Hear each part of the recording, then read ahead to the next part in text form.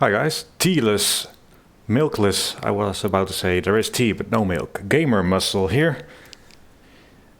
And this is totally the first time I'm attempting this. Yesterday was just imagination that we tried this and it all went wrong. Should work today, I hope. What are we doing? I've got my new SimuCube 2 Pro system here, 25 Nm force feedback wheel. We have a very simple spa design 28 cm rim hooked up. Gonna play some Automobilista and talk a bit about force feedback, and we'll just go from there. The reason I'm streaming this is because it's the lazy man's alternative to actually doing work and rendering videos. So straight to YouTube it goes. As always with my streams, it's a bit unprofessional, so I have an eye on chat every now and then, but I probably miss something as well. We'll see how it goes. What the aim of today is to start from scratch, I decided. So let's do some drifting, some road car driving, some karting, and some turbo F180s driving as well. By the time we are to get to that point, some of this will probably come out. From fear, we have two things that work completely. So I can show you my SimuCube software there. We'll play with it. So the reason I'm starting from scratch is that we'll just go with zero filters and settings and then have a go in the game, see how it feels and go from there.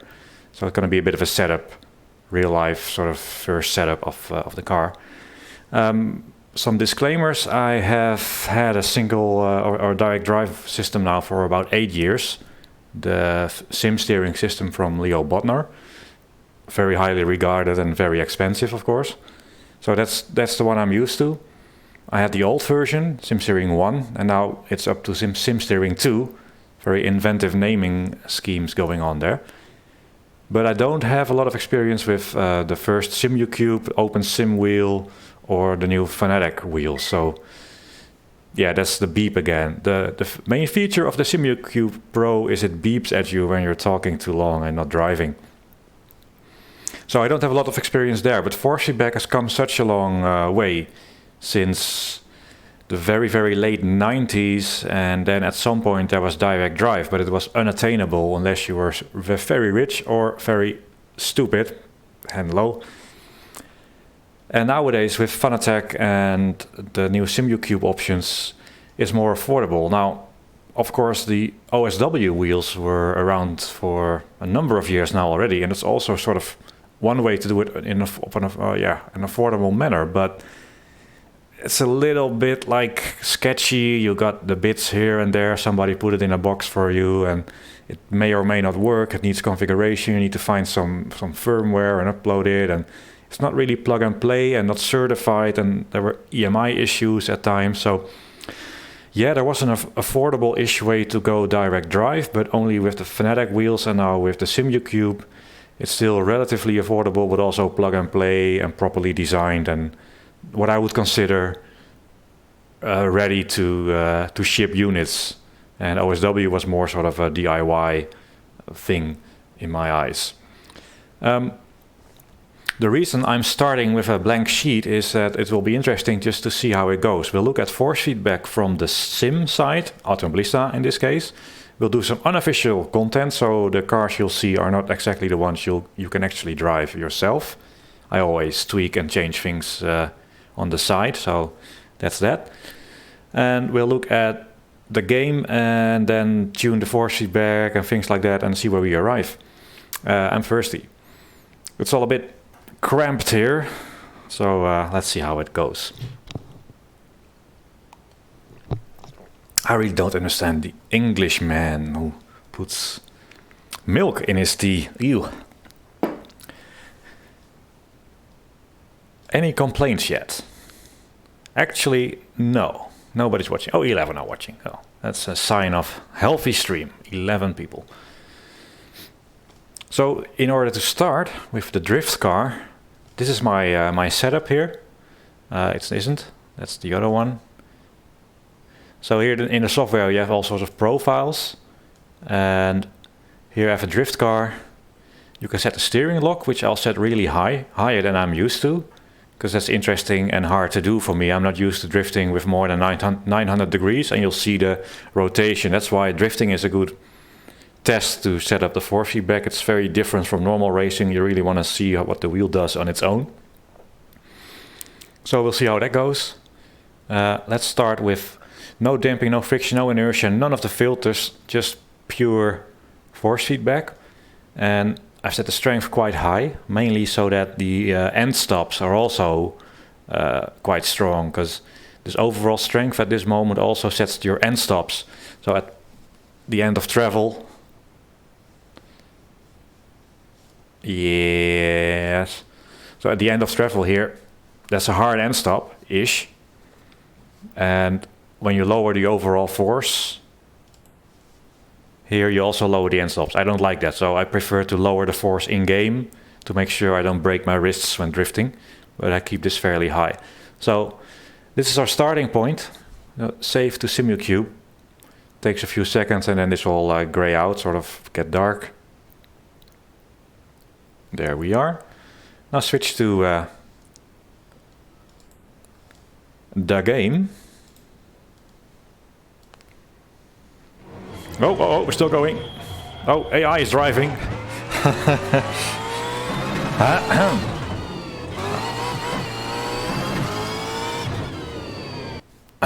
Yeah, that's the AI driving. That's how you test direct drive wheels. AI.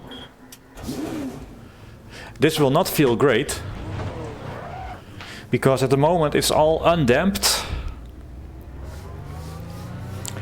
And there's no filters and nothing. And what that means is, if you have a direct drive wheel, you know how it works. But perhaps you've been on the fence and you're wondering how this all works. The game just sends out a torque request to the wheel, and the wheel is currently not withheld in any way. When it gets the command, do this much torque to the left, it will do that. And since it's so powerful and lightweight, it will sort of go way too quickly. And then by the time it sends its position back to the game says, whoa, wait a second, you're not supposed to be here yet. This is upsetting the car, and you get sort of a really fast and unsmooth reaction. So this is going to be terrible, but that's the whole point of the video. We're going to tune it until it is not terrible. It's a little heavy too, but already it feels like very springy. There's no weight to the steering. There's force when it loads up here, but it's as if it hasn't got any steering rack parts and tires connected to it.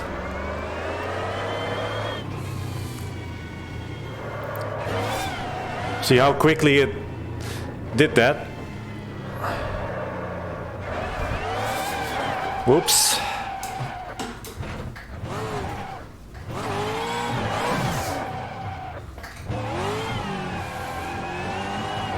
Alright, I meant to get to this bit with the planes. Where are the planes? So we're at an airport, there's going to be some planes.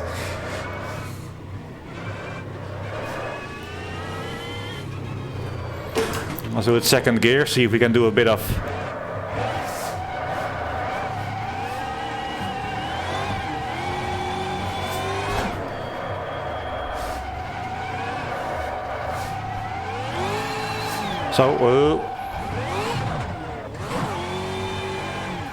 it's a little tricky.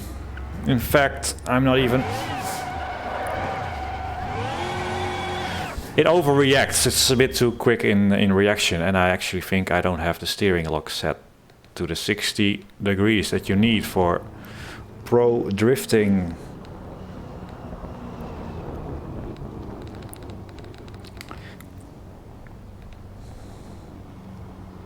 Yes.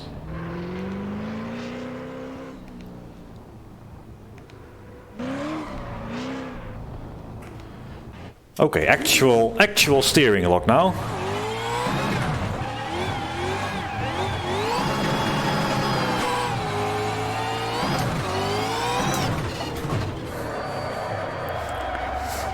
Oh, it's really quick there with with the opposite lock. Oh, gonna crash. Oh, phew, that was close. Gee, it's a bit... Oh, whoa, whoa, whoa, whoa, whoa, whoa, whoa, whoa. Like it's a bit unstable, right? It's...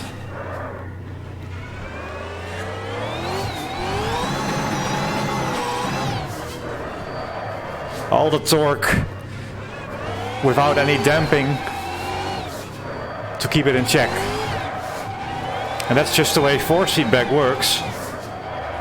Is we don't do anything more than send a torque to the wheel.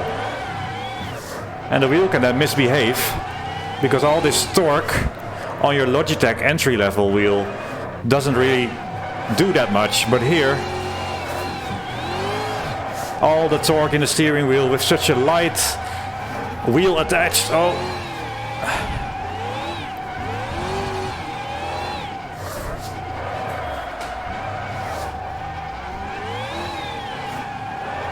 Makes it feel a bit disconnected, and I would like it to behave a little better. So what can we do? Well, there are two places we can do something. We can tweak the game and tweak the wheel software.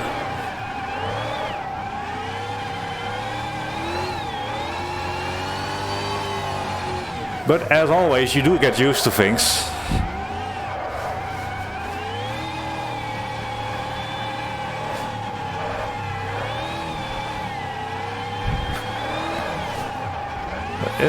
Yeah. Right.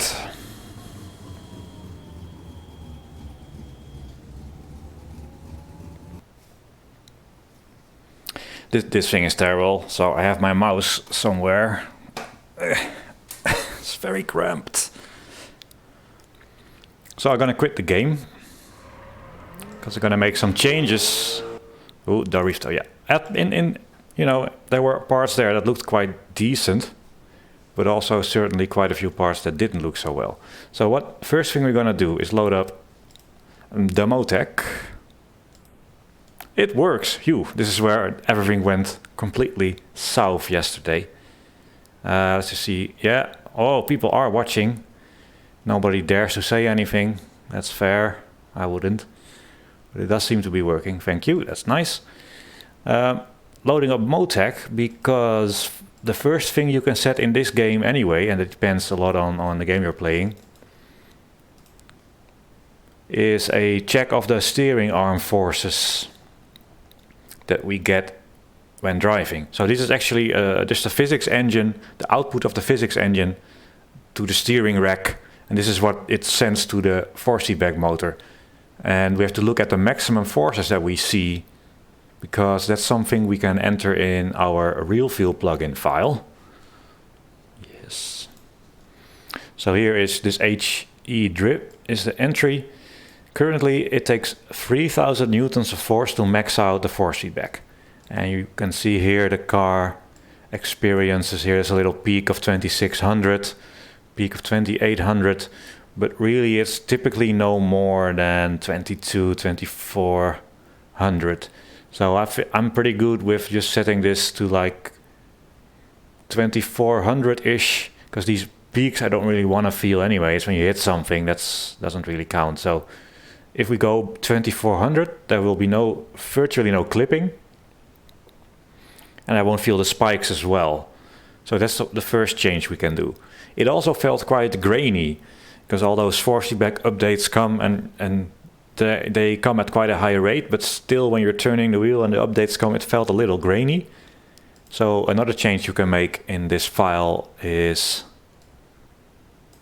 not only the maximum force, which we'll set at 24, if anything at all, 24, thank you. Delete, delete, delete, delete, delete, delete, delete, yeah, eventually it does it. So we've lowered that to the point where 2400 newtons of actual physics force will now max out our force feedback. That's great. You can still control it in-game with the slider.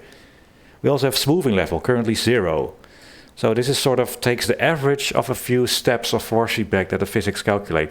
And in theory, you'd say this introduces some lag, but there is a couple of frames between each force feedback update anyway. So you can fairly safely apply like a filter of 3. Let's try that. To give it a little bit of smoothing. But this is the only thing we'll do now, and we won't do anything yet to the software. Saved, yeah, that's good. Still the same software there. Go back to here. There we are. Excellent. So now we made some changes, and the smoothness might be a little different. We'll see. Oh, I had tea, yes.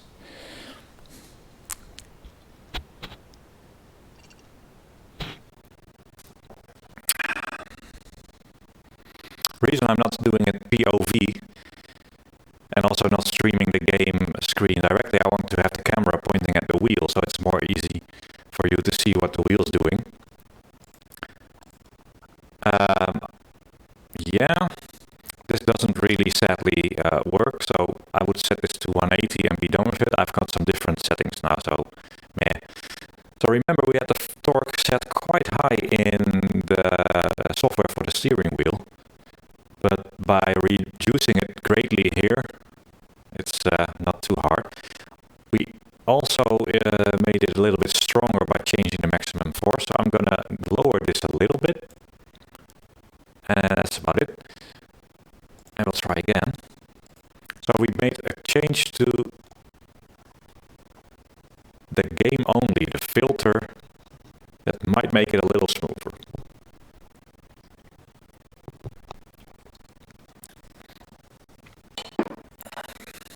Now I should have my 10 degrees of lock. Yes, I have. I'm in gear. That doesn't work. So many things to put down. But still no damping, but already it feels a little just smoother, less grainy. It felt a bit like there was some sand in it, but the smoothing in the RealFeel plugin file really makes a difference. It's still very undamped. You see, it's too immediate. Ooh, ow! Oh, that actually hurt. Where's my reverse? Where am I? I don't think I'm supposed to go here.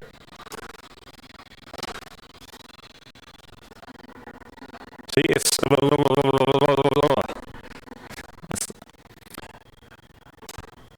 So that's bad. The good thing is, though, when we change the settings, we can just pause the game, and I'll tap, and I'll tap. This terrible thing. Grab a mouse somewhere, preferably not a live one. And now we can look at some of the filters that we have at our disposal, just making sure everything's still in order. It does seem, nobody says anything, but there are 48 people watching, that's fine. Nice. So here you have the software, for which I have to look left, because if I stream the middle screen, it all goes horribly wrong as we figured out. Everybody has their own way to describe all these filters. Let's give it my take. Oh, well. Some filters that we know about are damping, friction, inertia. They're fairly common. Most of them are on Bodnar wheels and probably on the first SimuCube and OSW wheels, and I'm sure the Fnatic software has filters like this too. And the way people describe them is a bit subjective, but objectively is how I will try to do it, just their physical meaning and what they actually do. Friction. Currently we have none, so if we give it a whole bunch of friction, it's like, even that's a little unstable because there's no other filter, so it's trying to keep hold of the wheel. This is not bad wheel or anything, it's just very logical that something that tries to keep hold of it very tightly. Friction is just effort it takes to get moving, but the effort that it takes does not change on how fast you move the wheel Let's actually show it to you, shall I? So this is friction, and like it doesn't want to move, but once it moves, it takes a little torque to move, and that torque is constant. No matter how quickly I turn the wheel, it takes a consistent effort. So friction adds sort of a constant counter force. And the best way to feel it for yourself is just try a high number. So 50% or something. All right, and then what? Oh, now it's gone again. Damping is not a constant force, but it's a force proportional to how quickly you're steering. So it's a velocity sensitive force. So this I can do with 2 fingers, but if I want to move it quickly, that's when the resistance grows. So damping resists speed of the wheel. So friction was a constant force. All the time you had to overcome it, and then it would just be a constant counter force. Damping, this takes no effort at all because I'm moving it slowly, but the quicker I move it, the harder it gets. That's damping. Inertia resists acceleration. And what is acceleration? Is a change in velocity. So once I'm going at a constant speed, I feel absolutely nothing. No friction, no nothing. But to go from standstill to that speed, that's when you feel, if you wiggle it like that, you're constantly changing the speed. It's very tiring because it feels like there's a heavy flywheel attached to it. And it also wants to continue going because it's as if it's way heavier than it actually is. So these are some very important filters to play with. And that's the first we're going to do. And I'm going to just be a bit subjective here. Friction is something I don't really care that much about, but we'll have a little bit of it. Like 5%. I'm just going to feel it. 30%. Feels quite stiff, 30%. So let's make it 20. Mouse. Gaming mouse. High DPI. From 1974. And now it's quite easy to do this wiggle as if there's nothing attached. So I also want a bit of inertia. So we're just gonna test some numbers here that are really inconvenient for me to enter because of this mouse and keyboard thing. It's making it seem very inconvenient and not user-friendly. It's not that at all, but it's just in this rig, it's tricky. So 20, 5 is what I want. 5, gimme.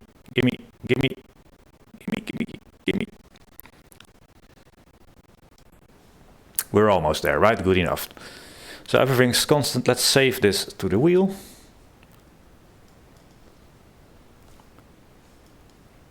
There we are. Go back to our game.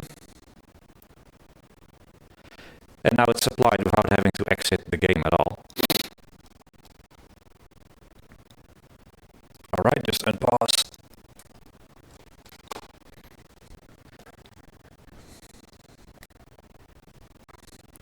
So how does that feel?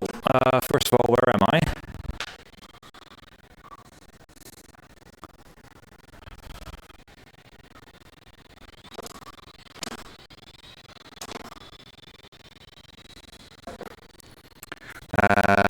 Oh yeah. It's actually really changed. Now there's some. It feels a little sluggish now, and it completely changed the way the car feels.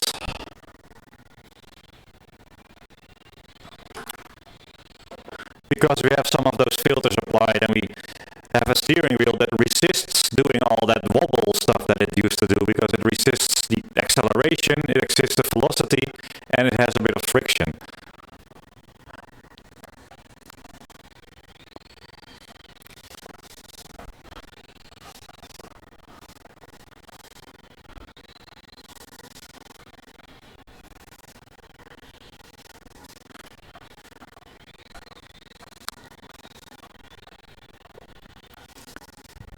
See, I don't have to do as much, and it's way calmer, and I can use much less effort. Although there, in the transition, the steering wheel was a bit lazy.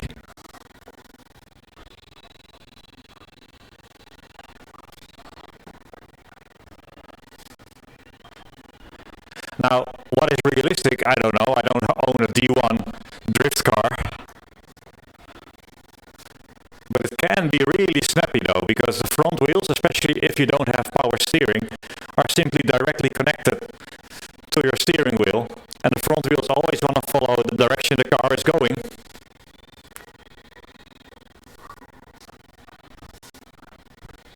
But look at the ease I can drift now, just by making some changes. And I feel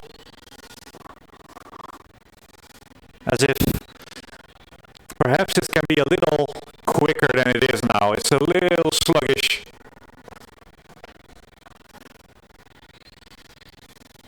If I'm smooth with my drifts, it's fine, but if I'm... See? There it's sluggish-ish to catch up, which might be totally realistic. So what will that be? Well, if it's transitions, it's going... We have two things. We have a change in direction of rotation and also a change in velocity. So both the damper and inertia settings will affect it. And how much? That's just a bit of trial and error, really. So we're going to change those settings a bit more and see if we can become the drift professional. 2020, let's make it 10. If we can control our mouse.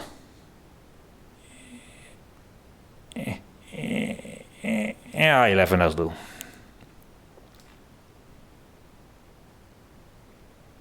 11, save to SimuCube.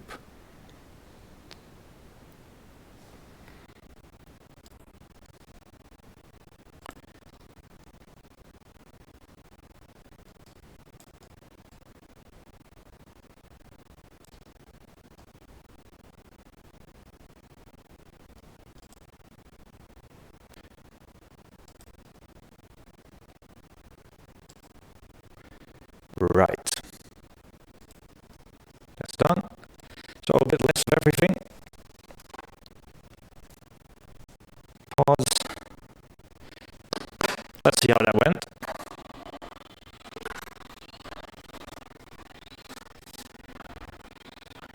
I think that I like this.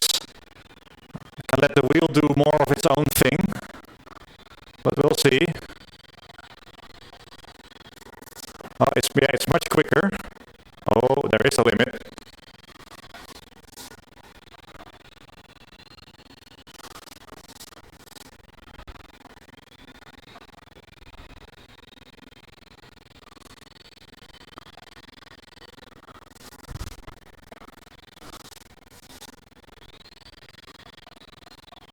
Yeah, it's a little quicker because we have less of those filters resisting the change in velocity and acceleration. Let's see if we really... Yeah.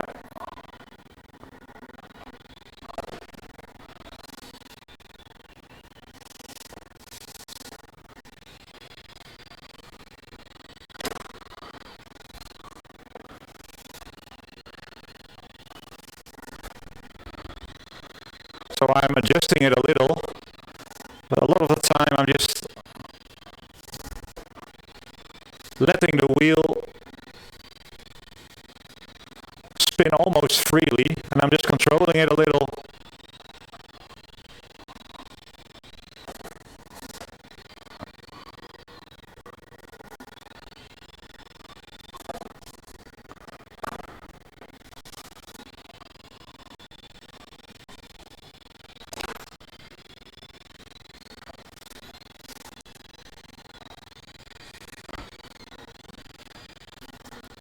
Yeah, that's... where are we going? What's the track like? I forgot.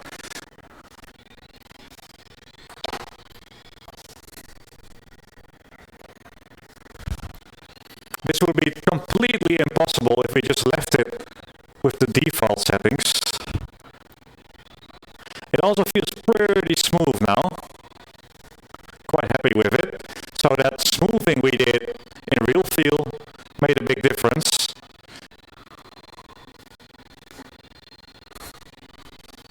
And this is really not hard, he says. So that's went fairly well. It feels quite smooth, and we just sort of made that drift car from almost uncontrollable to really nice and easy to drive. So that was cool. However, drifting is a lot of fun and a good test for your force feedback wheel. It's not always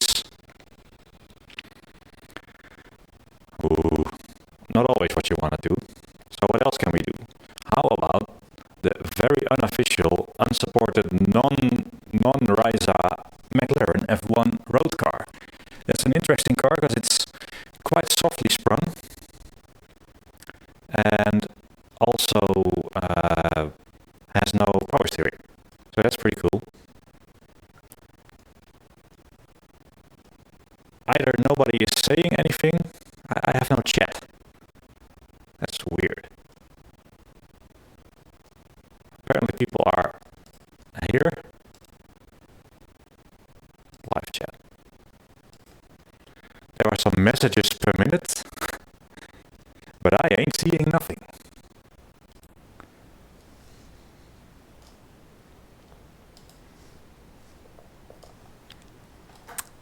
Boo. What? Chat is closed? Who closed what?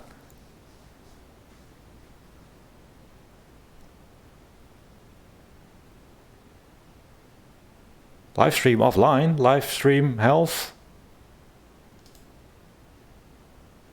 Huh?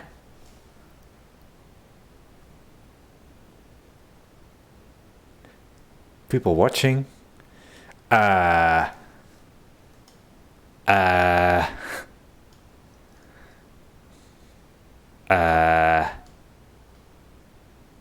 What?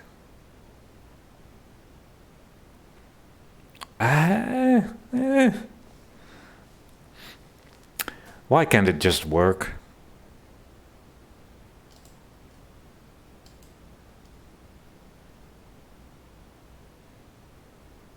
How do I fix this? Sorry guys, people are watching, so it appears to be working. There are 7-minute messages per minute. I just don't get them. And everybody's probably, if this still works, typing. Enable live chat. Yes, please. Let's have that. Done. F. Chat is closed. Don't open the chat.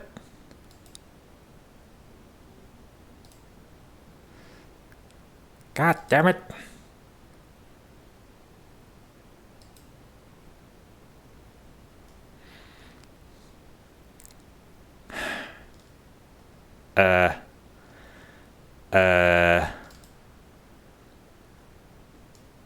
What on earth?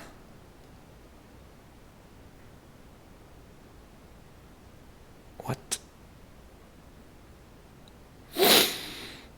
Oh boy.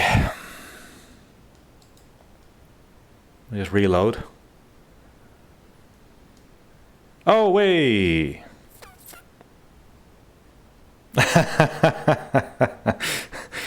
Hello. Holy shit. People here. The old F5 trick.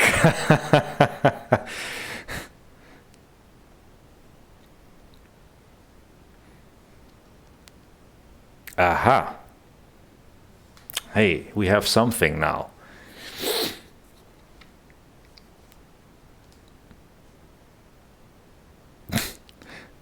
The professional. Yeah, okay, I know. That's the beep it does to tell you you're not interesting. Sound issues when you're in AMS. Oh dear. That never happened before. Bugger.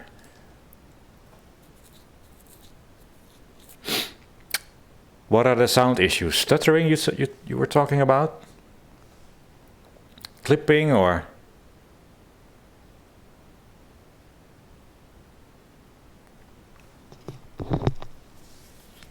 See, I actually recorded something and played it back and it was fine. And now it isn't. But I reloaded this, right? So who knows what will happen now? Perhaps it's a little better.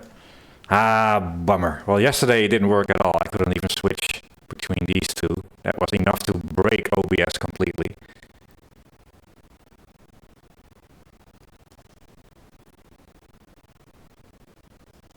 Oh, I sound like Darth... Well, I am Darth Vader, Steve Wonder. Pounding my chest. Well, we haven't turned the force feedback up yet, so that it will sound like that in a while, but that's when it's supposed to sound like that. Jesus. Stuttering.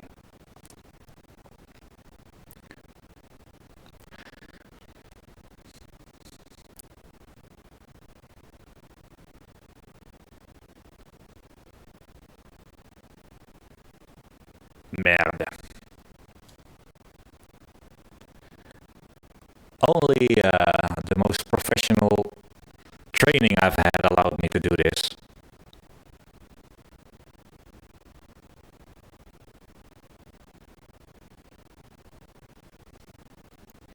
CPU usage is fairly low, 18-20% in OBS, so that should be acceptable.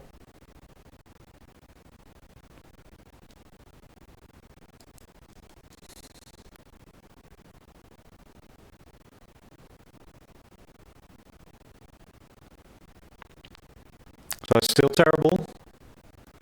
Or is it so you're kind of saying, yeah, so when we're having this camera it goes wrong.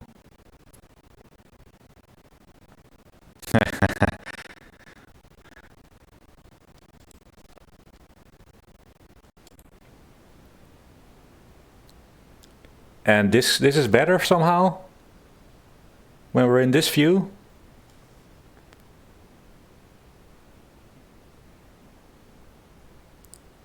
Jesus.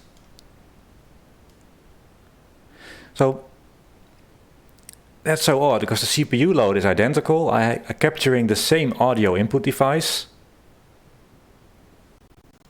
And now capturing the same audio input device, CPU load is the same. And now it's apparently terrible. Ah.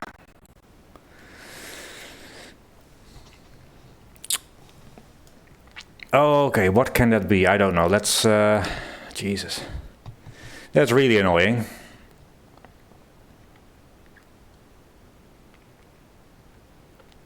I'll see what happens if I change the resolution or something. Who knows?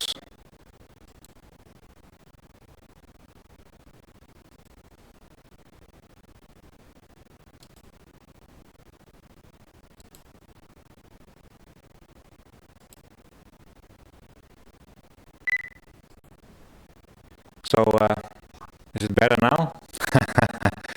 And the camera mic is off.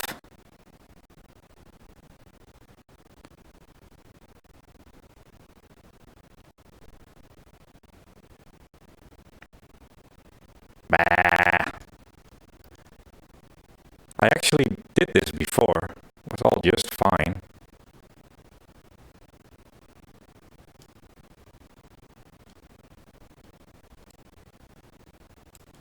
And what about now? Still the same or not? It's a very negative chat. Everybody saying same, bah, merde. Ah,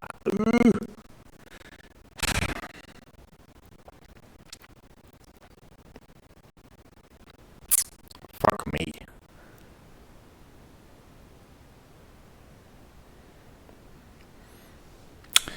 I'm sorry, guys. I've used this camera in strap-on mode and it worked just fine.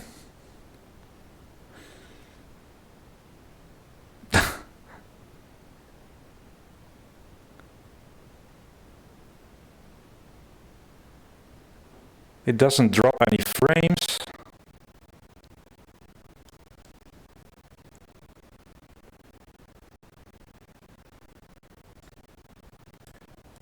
It probably, I don't know.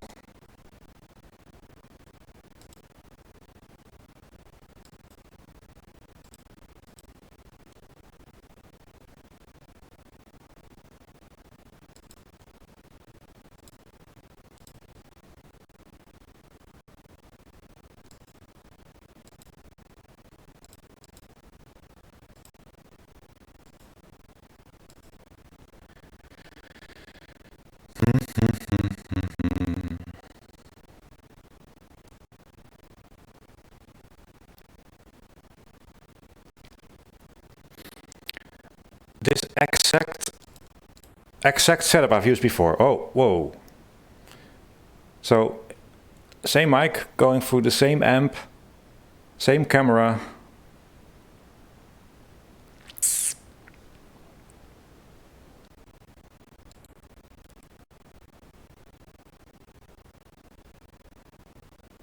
But apparently it's still bad.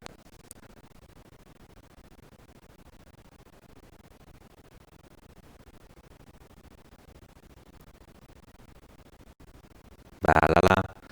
We all live in a yellow submarine. Do do do yellow submarine. Do do. No, with a crappy mic. Do do do do do. So okay, still bad, still terrible. It's as if somebody tries to sing a Beatles song.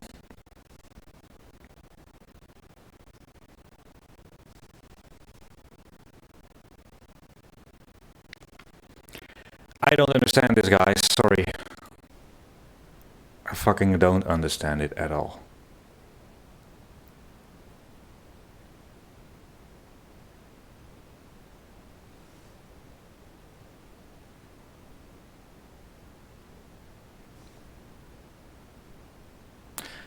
Fuck me.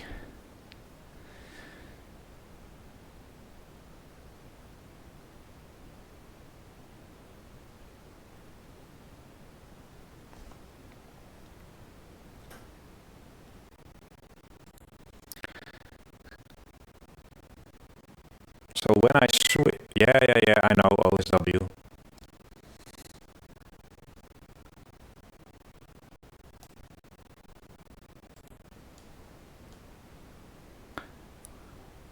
Ooh, and let's do some magic here. Let's move this.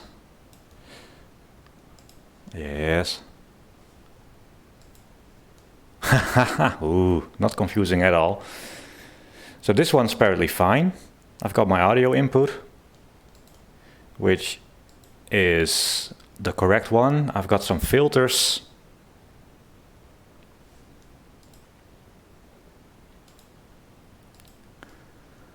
So I've got a compressor on it with a gain of 3 decibel and the rest is default. All right, close, fine. Go to the other one.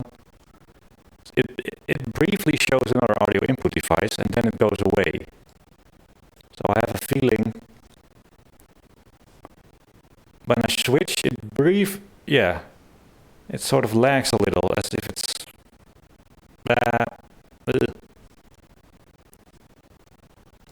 but here this audio input device, same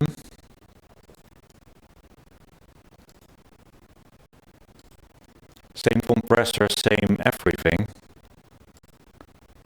The rest is 0.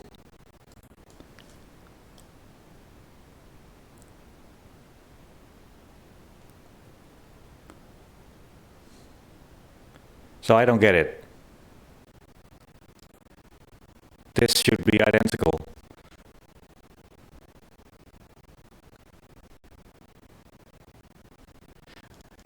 Yeah, the camera mic isn't.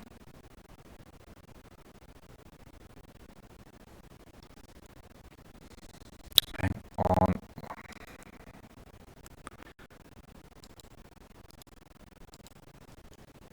Ba ba bam ba bam bam. Ba-dum.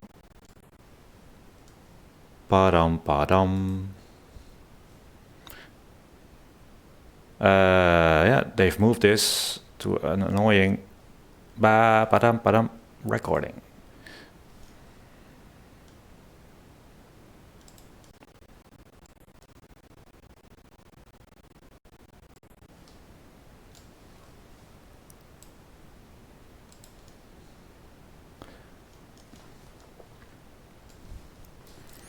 So my only recording device is this microphone that I'm actually using. The bro stream is off. Everything is off.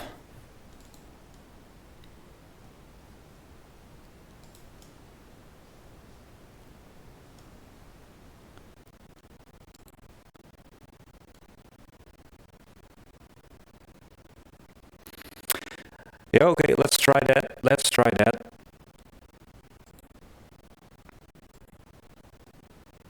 Risky thing to do. So now we only have this one, and I'm gonna try and add. Yeah.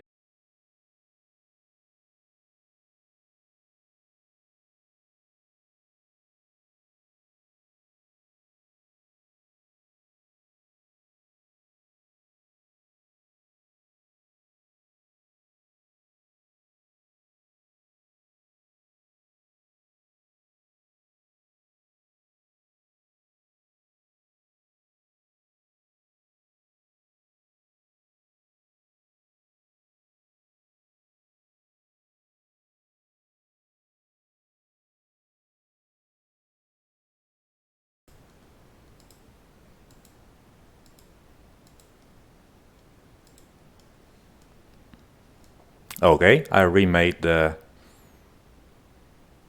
thingy.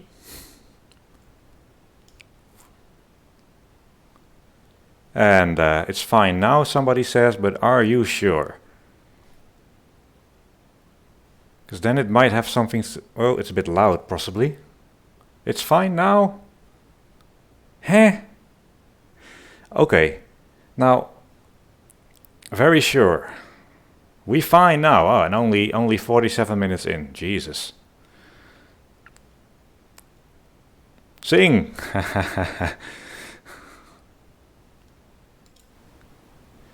Hello, hello. Good morning, good morning. I am coming to you from my home with the simulator. Seems a bit loud, but otherwise. Okay, but we don't have desktop audio capturing here. So I still have to add my desktop audio. Normally there is like a setting here, but I have to add this as an audio output capture, I would say, and it captures the speaker. That's how I typically do it.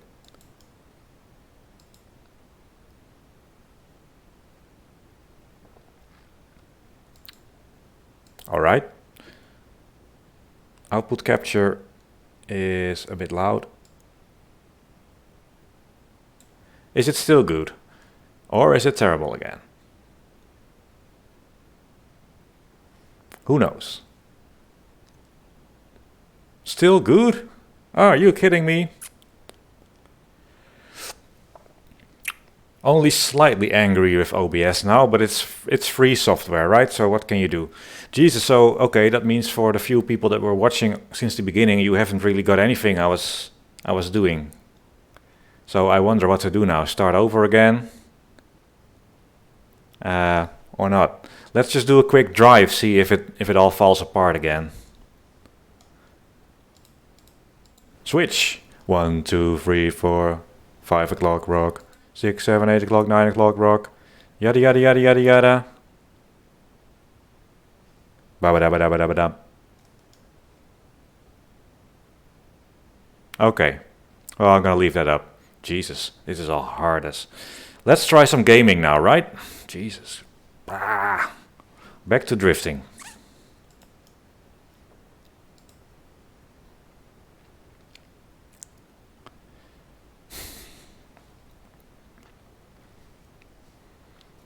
You have to make this a full-time job just to make it function. All right. Well, let's see how this goes. Currently I cannot read chat, so I'll just do a minute or so and then read all your complaints. I don't even know if I got the scene right. Oh.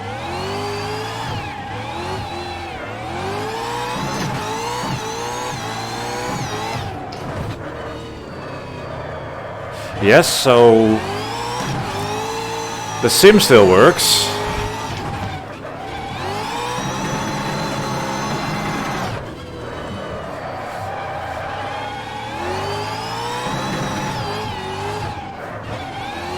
It can be quite a lot of fun, I must say, going super sideways like that. Oh, oh.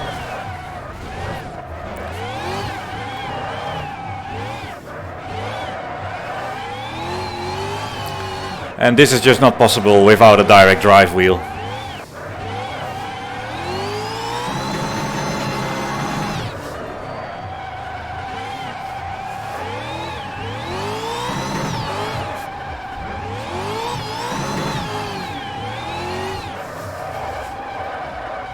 Okay.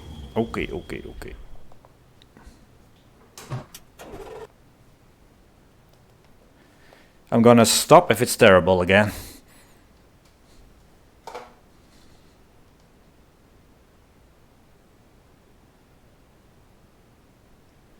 So it was reasonable, and my voice, the levels and stuff, acceptable. Voice a bit loud, yeah, I can, it's going into the red, so I can kind of see that. That's weird, it didn't go in the red before, and now it does. But hey, I think that's, yeah, okay. We seem to have something that functions, Jesus, okay, thanks. Now everybody can go to bed, we fixed it.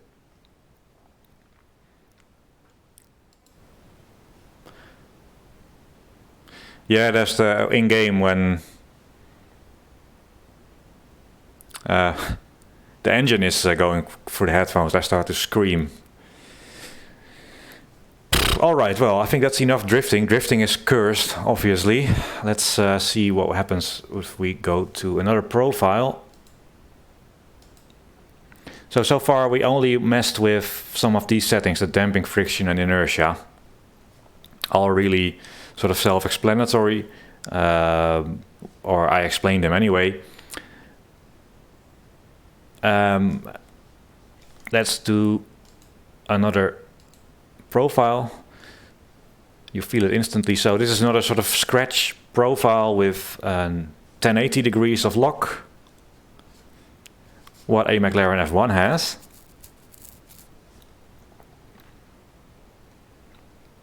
Again, it's not power assisted, so that should be interesting. And we're gonna do some laps at a British racing track. Just hope it all works. See how it goes. So this is not official, there is no McLaren F1, there won't be one.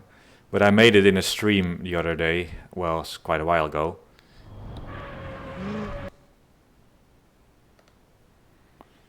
So this is my development version of Automobilista, so we may spot some things that are not in the retail version. It's all unofficial in the sense that, yes, where are we going to do it?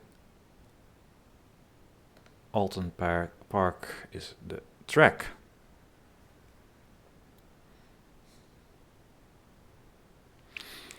So we stay the same starting point, but here we're going to tune it a bit more than with the drift car, because the drift car we were happy once it started to resist. The steering, let's see, that's all good. Yes.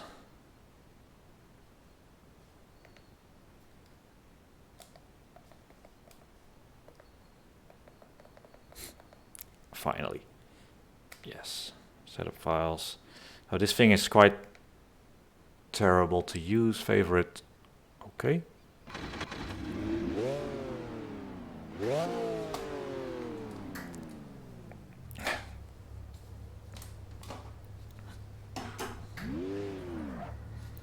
Really softly sprung road car. Well, not really softly sprung, but for something that does 200 miles an hour, it is. And we have the same base, so we're gonna do some Motec checks.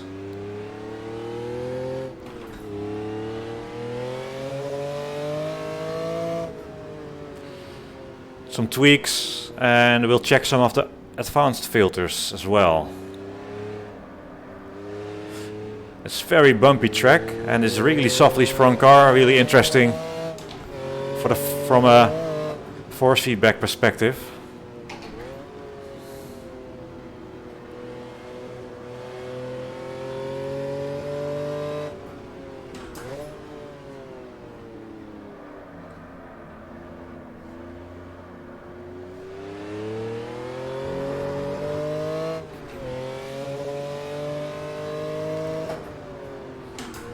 Oh, late. So we have that same feeling of it being quite rough and raw, and also very undamped. So it definitely needs some tweaking there.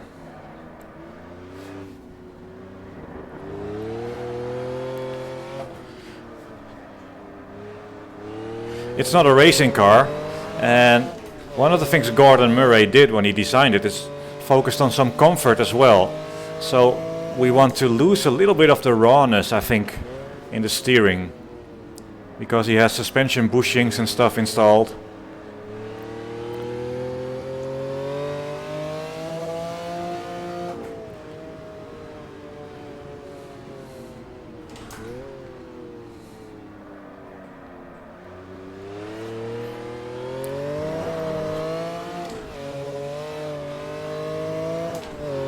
It's really hard to drive with this sort of unstable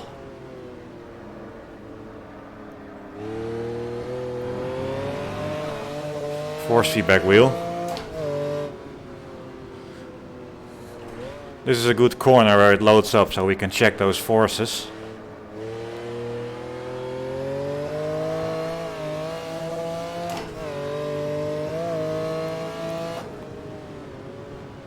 Alright. Pretty sure I'm not even getting my frame rate anymore.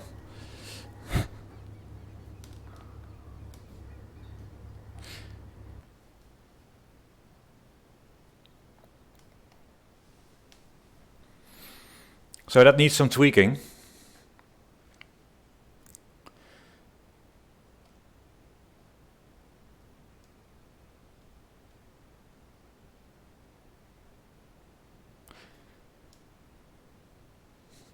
Yes, somewhere out of the sky there was a 3D model that dropped into my folder, and now it looks like a McLaren F1. But like I said, this is really unofficial. It's not something we did or anything. It's my sounds as well, just tweaked sounds from the Formula Vintage. Right, back to this. So it felt really springy, so we can do some of the same things, but first let's just see what sort of forces we got.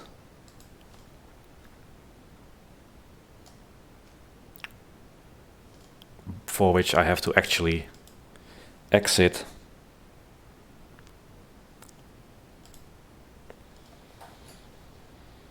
Oh, this might have broken it too. Will it still work?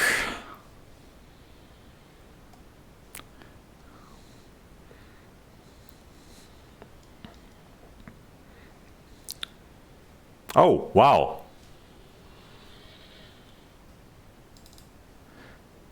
I almost expected that to completely break everything, but we're still here.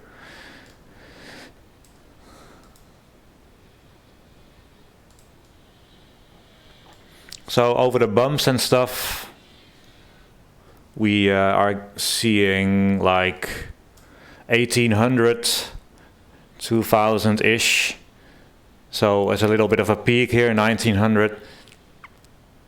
Well, I'm pretty sure if we go with force of 2000, it's gonna be fine. And the F1 already has 2000, and let's add a bit of smoothing again.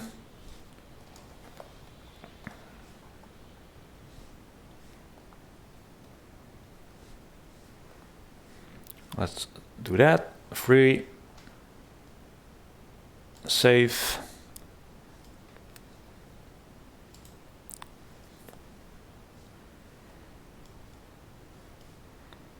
Quick little change here.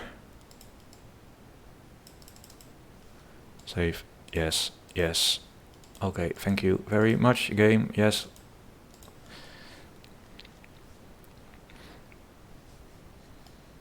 Are we back? Are we back?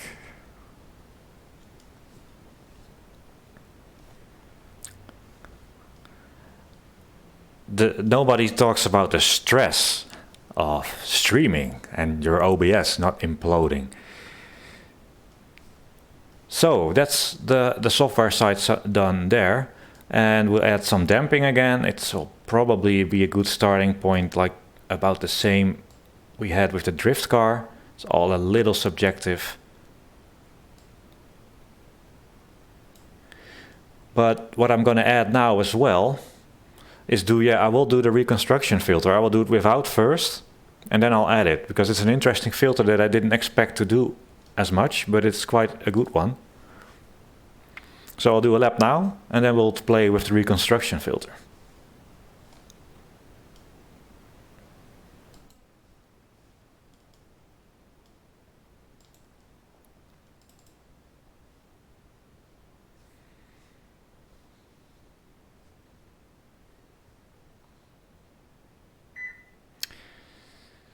Impatient wheel beeping at me. Yes, yes, yes, I know. It'll come good.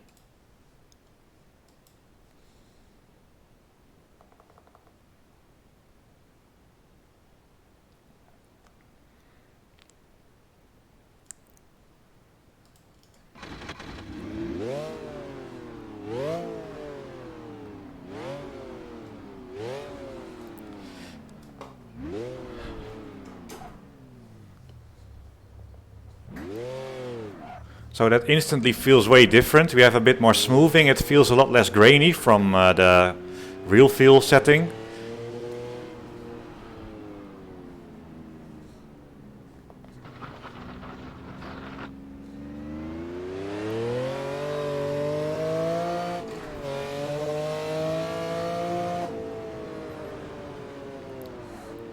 It's a lot better.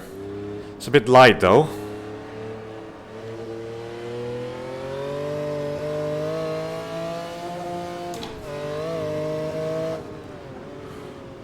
Super bumpy track.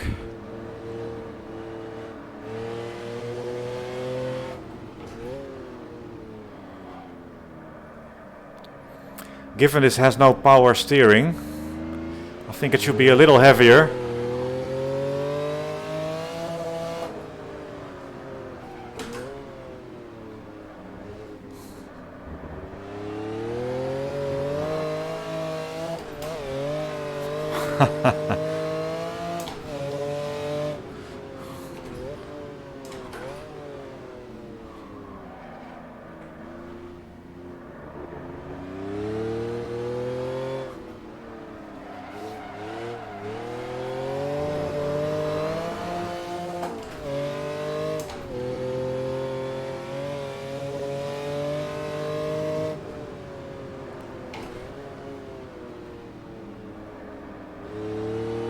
Because it does feel very light now.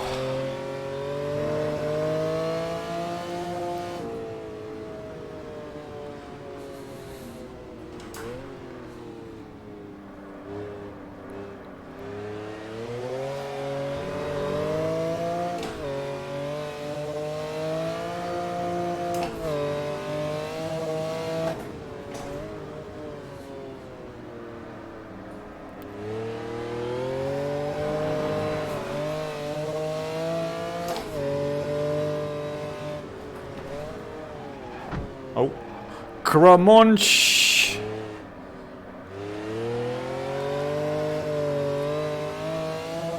But I do felt the rumble of the marbles there. That's nice.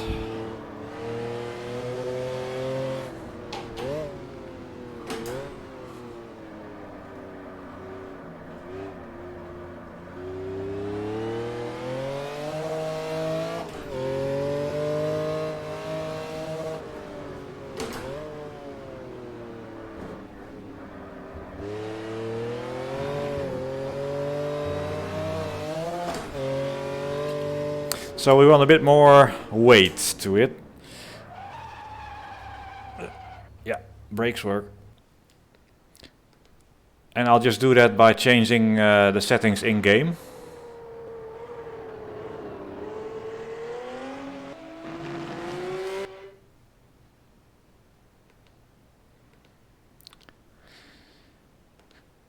because we set the SimuCube software quite high in order to have strong end stops, and I'll increase this to perhaps 30%.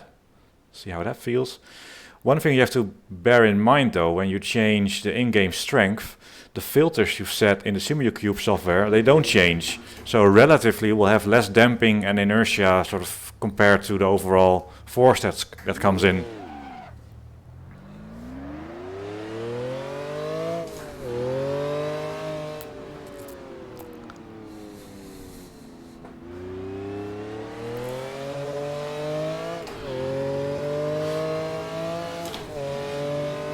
This feels real nice and weighted. Still a bit light. But these sorry.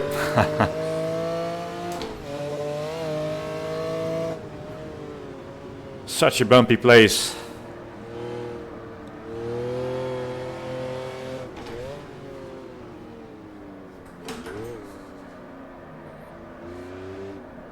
It's not really a drift car.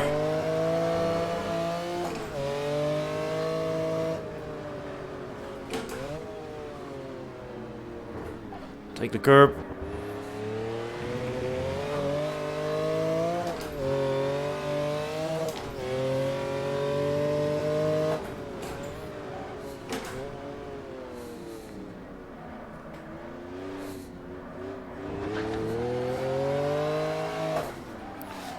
There is okay, well,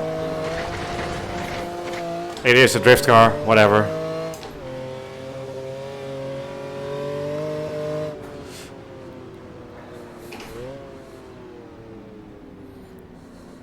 Being unassisted, the speed the wheel can do if you spin out, for example, is quite extreme. There is a video on YouTube of some guy taking delivery of his F1 with an extremely annoying wife, girlfriend sitting next to him screaming all the time. But he spins it and sometimes lets go of the wheel and it instantly turns.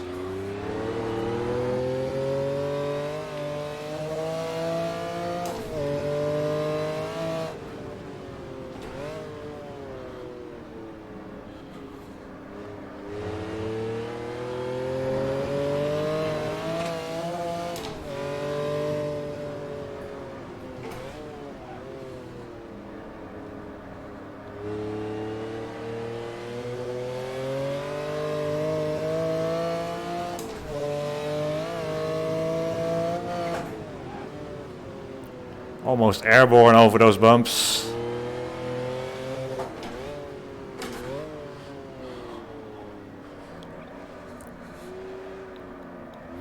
Still a bit light and a bit lively. And we're gonna play with that reconstruction filter.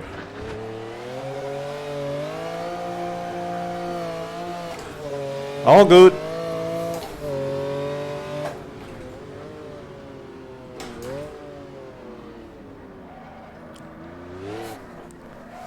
It's so soft that it's a bit wallowy when you start to be abrupt with it, to be so smooth.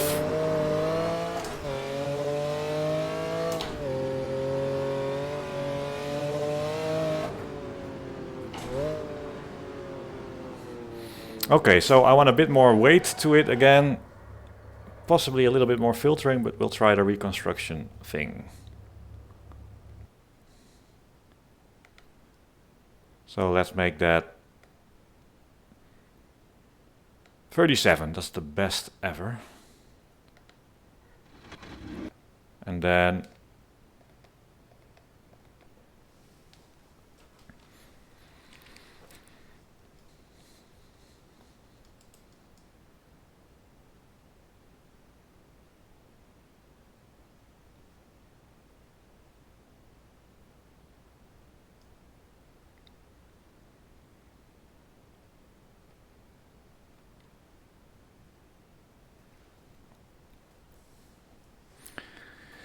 so, here we are again.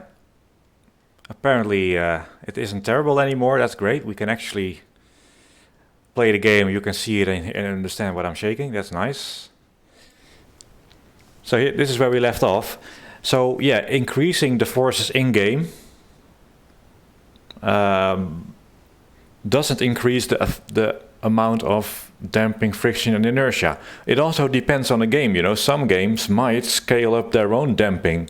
The direct input effects you see here will probably be active.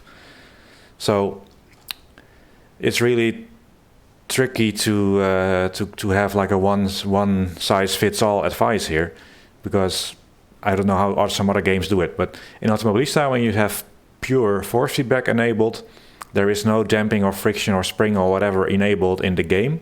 And when you scale up the forces in the game, you kind of manually have to increase your damping, friction, inertia, whatever you like, in the SimuCube software. However, the cool thing is you can just make profiles like this for each car, whatever, lock all your filters. So it's a bit of work fine-tuning it for each car, but then you have the perfect setting and you can leave the game alone or just tweak the strength in game perhaps a little bit. What I didn't expect to be a good thing or a big deal, but actually it does work quite well. There is this force reconstruction filter. And it's sort of a internal thing that the wheel does, because no matter what game you have, it only sends out force feedback information 60, 120 or 333 times a second. It's limited, and there is a point where I don't think you feel that much anymore, but internally the wheel electronics, they update all the forces and information to the wheel far quicker than any game puts in it. So it's gonna feel a little grainy just by the nature of the force coming in steps. And what they've done with the force reconstruction filters seems to be like they sort of fill in the gaps. So there's an update coming in from the game, and a little while later there's another update, and it's as if they sort of smooth it out, fill it in. My initial thought was, all right, that's cool for perhaps iRacing with 60 Hz force feedback, but it doesn't seem to introduce any, or at least not noticeable, lag. And when we go karting in a while, it will be obvious that it's quite an important filter just to make the karts, which are the worst case force feedback challenge, to make them stable. You kind of have to use filters like that, but it doesn't make it unstable. My initial thought was, okay, I'm on the straight, I let go of the wheel, and since it's sort of laggy, it will start to oscillate, but it's quite fine. So the filters, the default filters we always had in force feedback wheels, yeah. SimuCube has joined the chat. Yeah, well, exactly. It's I expected it to be laggy, but there is no lag. And it takes the graininess out of your force feedback.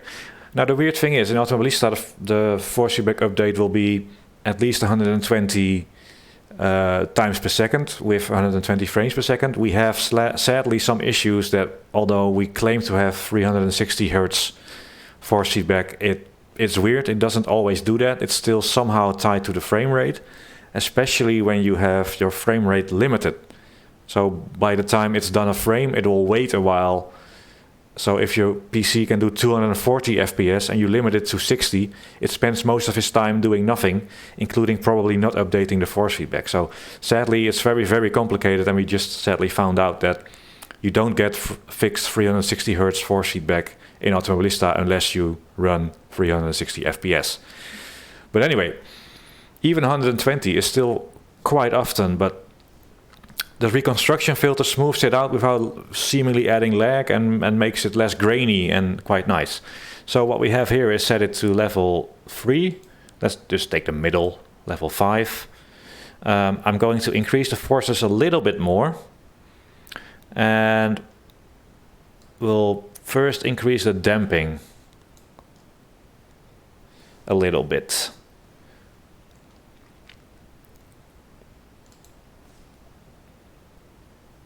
I did buy a new car, actually. Yes, I got a new Ford Fiesta. I felt a bit unimportant to make a video about, but a nice white Ford Fiesta with one unbalanced wheel that is currently being balanced. So I guess they hit a curb or something. So we saved this slightly more damping. That's alright, and we have the force reconstruction filter. So that's really cool about the SimuCube, and that's where it instantly moves ahead of like the SimSteering Leo Bodnar wheel, which was quite limited in the software, and it also applied some filtering of some sort, but you couldn't really change it as far as I'm aware. So with that done, let's try that car again.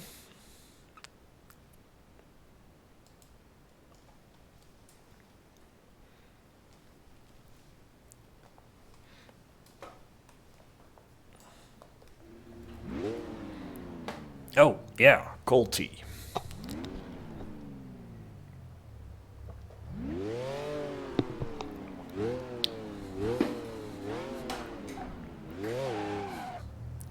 That's definitely heavier.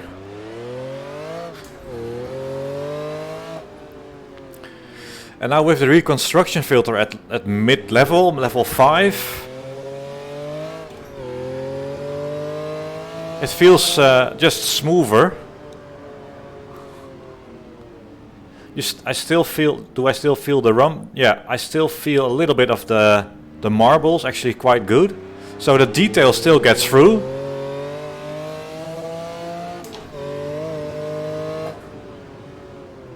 And where's my OS? Every time. Oh, sorry. Yep. 5, 5, 5, 5, 5, 5, 5. Yeah. No pedal bars. Every time I alt tap, they're gone. Oh, yeah, that's wrong gear.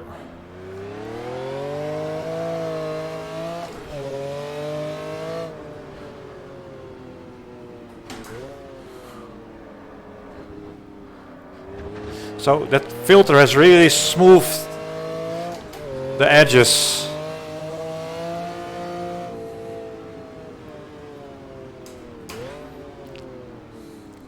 Without causing lag, and that's really nice. Oh, crunch. What is this thing worth? Only a few million, right?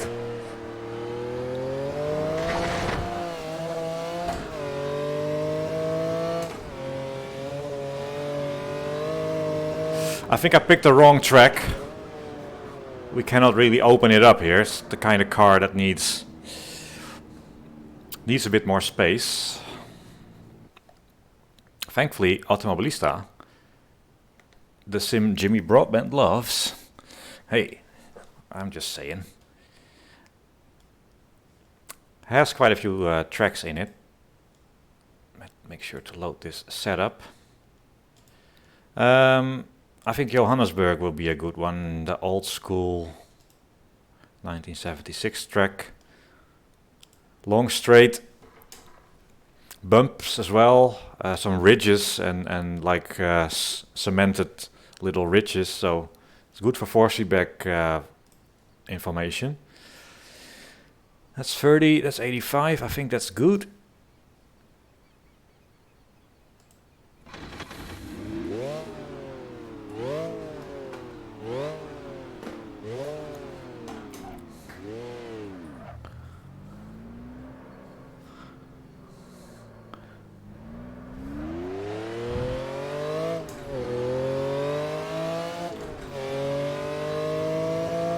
Already going faster than we did at Alton.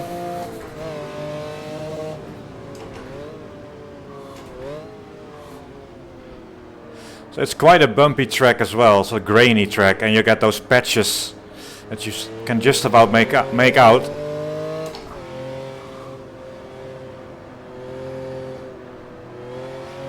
It's got a bit of safe understeer at times.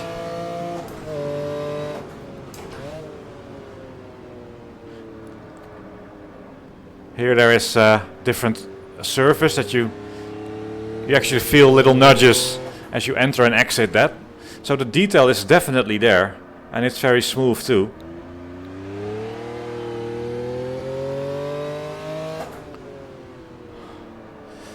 And we'll get to the straight soon, where we can open this thing up.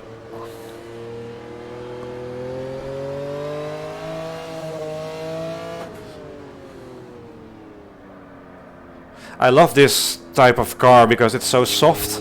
You have to be so smooth with the weight transfer, gentle with your inputs, ideally. And I've turned the audio up. I don't know if you can still hear my voice.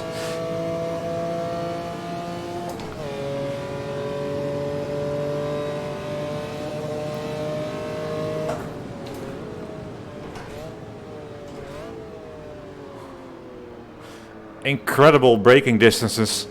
Not because the brakes are bad, but you're doing speeds you shouldn't be doing.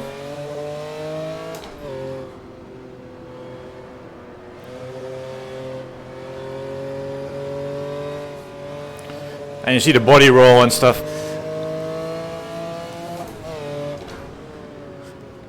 It actually has a huge amount of body roll originally anyway, because it was meant to be a road car, and I think that's where modern, quick road cars are excellent at the Nürburgring.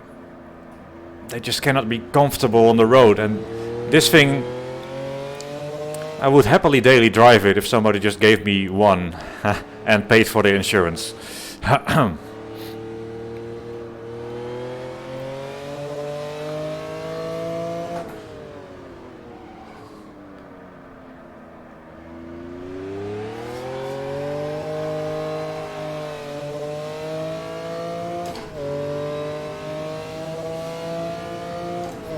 So here the reconstruction filter does seem to do quite a bit. Smoothing it out a little bit more without sacrificing detail. This is really buttery smooth, but still. Oh, this is was nice knowing all of you. This is not gonna end up. Oh, expensive damage. That'll buff out.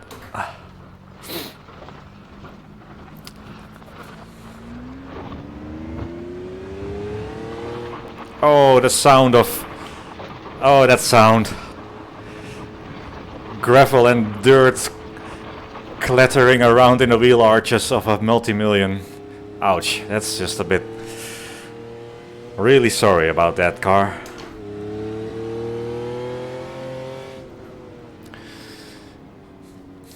And the options are great too. With the filter you can change the amount, you can change all the inertia stuff, you can make profiles, so it's relatively convenient. Not quite...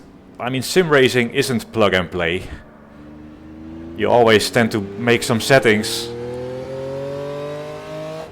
I don't see it as too big a deal, because you're into sim racing, you're gonna spend more than 5 minutes with a car. If you play iRacing, you have a car you run for a season, and typically you have hours of fun in a car. So does it matter to spend 10 minutes optimizing your force feedback for each car? Perhaps it's not like gamery user friendly, but I don't mind.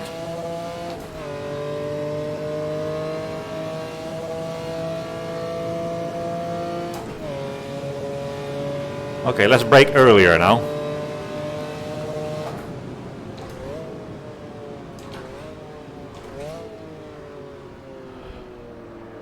Brake into the corner, wait, patience, understeer.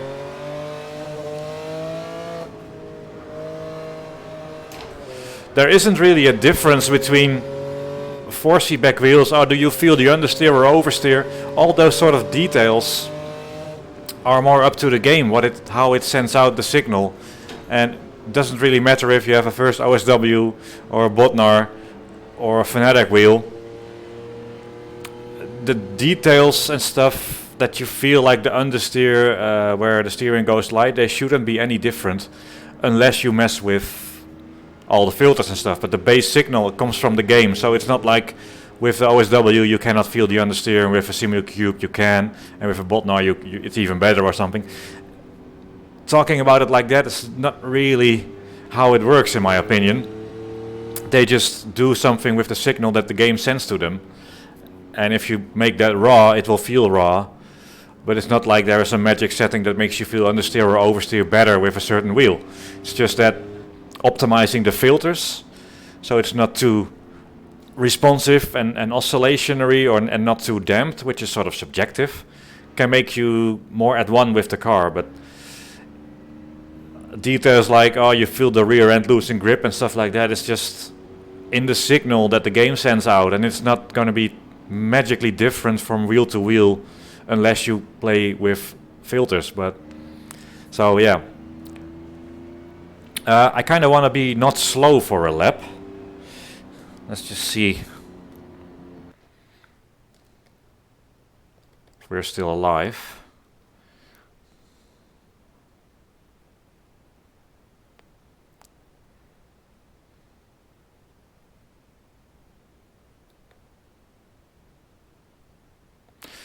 "86 watching, wow. That's quite a few actually. Hello people. I'll just do a couple more laps because I want to see if I can be a bit better at it.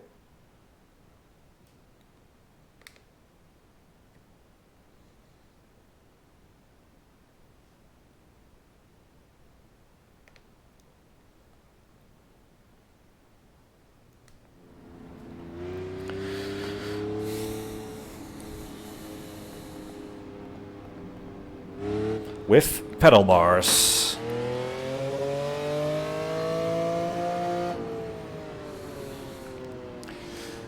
I'm just thinking, what do I want to change now? It's still a little light perhaps. And a little responsive, but I kind of want that from the unassisted feel of the rack.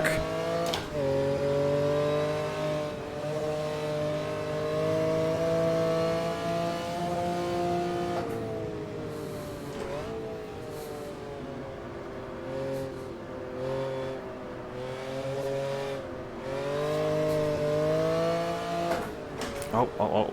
Brake.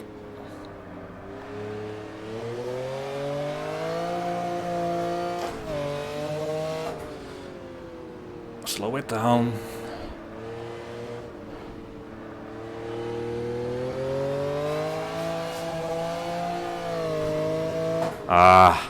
This is such a great car, it's a shame. Oh!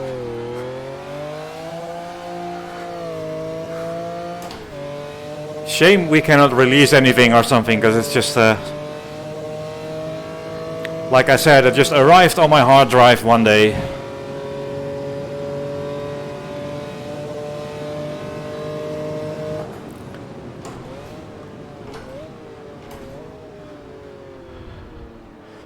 It's also the first time I drive it with 1080 degrees of steering lock. I've never felt comfortable with that with my Botnar wheel, but with these filters that are somehow, well, I had the first generation sim steering, which is really not fair to compare to the current second generation, but I had no inertia filter, for example, and the available filters in the SimuCube certainly give it an advantage over the first gen Botnar. And to be honest, given how complex and adjustable the filters are, it's also more adjustable than a modern SimSteering 2 setup.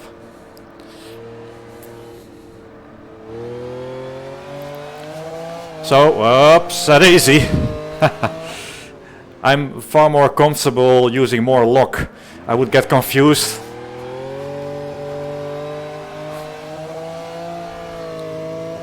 Before with the SimSteering and have trouble controlling the car, but here it's easier to use more lock and still know where you are.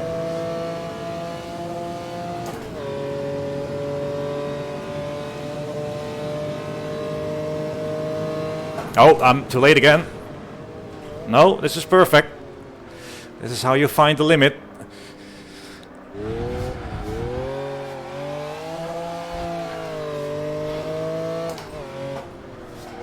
Oh. Wobble, oh no, yeah, no. Another one that'll just buff out. Oh boy.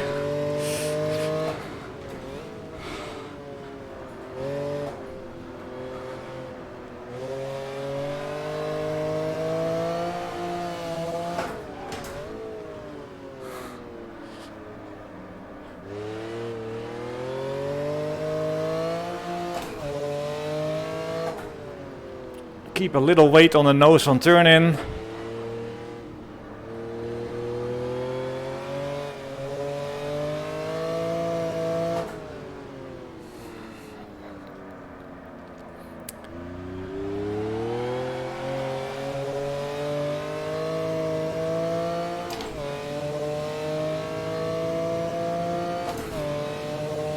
And I just love the sound of the V12.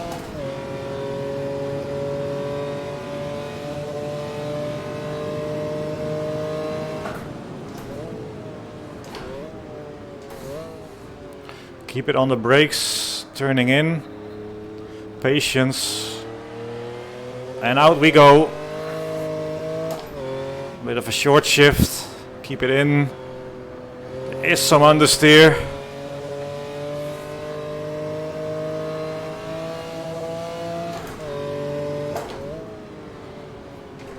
A bit chickeny here. Could brake a lot later.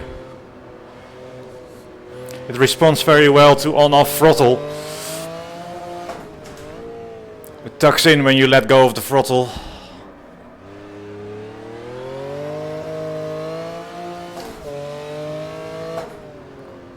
Or it can also be too much, so I'm braking into the corner, keeping a bit too much brake on, too much load on the front, too much grip on the front, and you get oversteer. Whoa, whoa, whoa, whoa, whoa, whoa.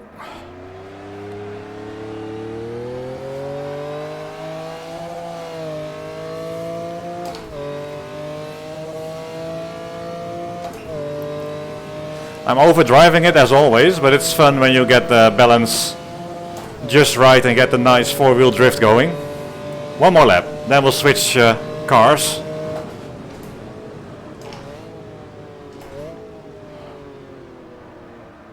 On the brakes again. Oh, I felt that transition of, there's a concrete patch there. Little bump.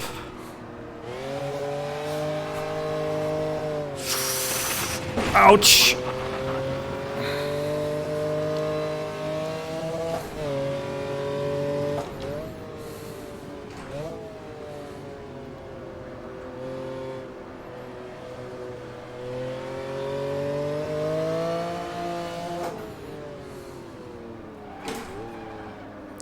And don't forget to come off the brake when you start to turn in, otherwise you'll lock up the inside front, just like that.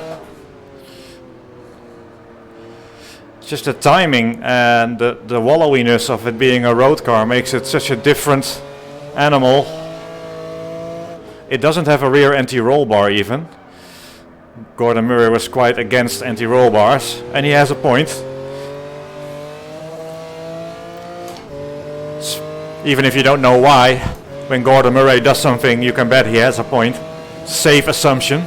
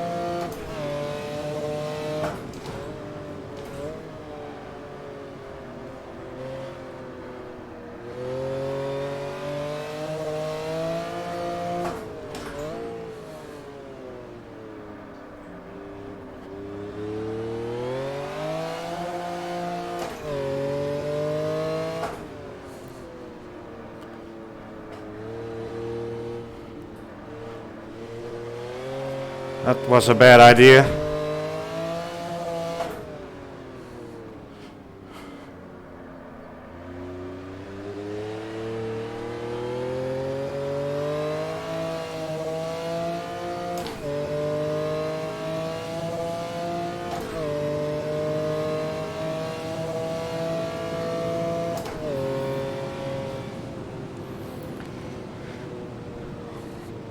Not completely terrible.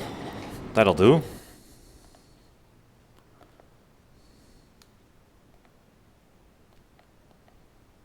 Yes.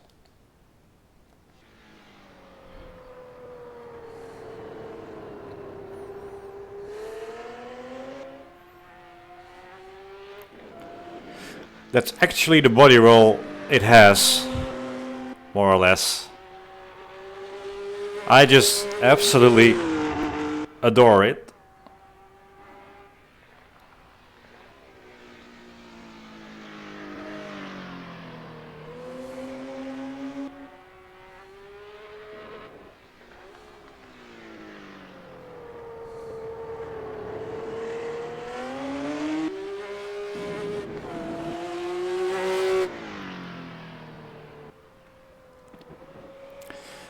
The curb we shouldn't have taken. There we are.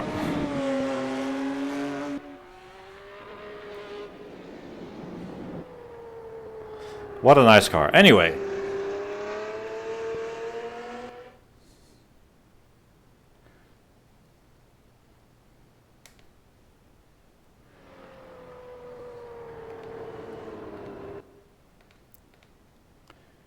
What's next?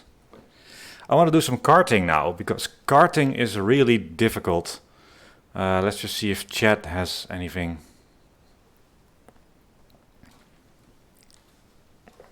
Let's just see if you guys have anything to say and shouting at me.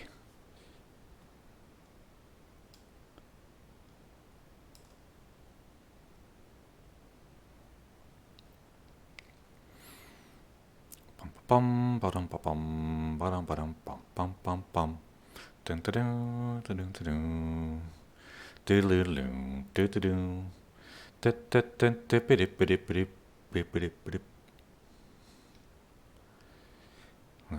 We have physics experts in chat, that's always good.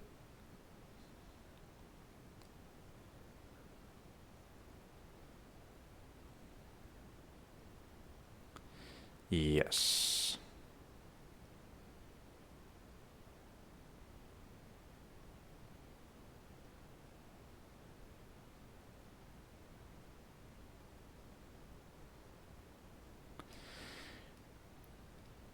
Right. Nothing tragic missed. Karting is very difficult because why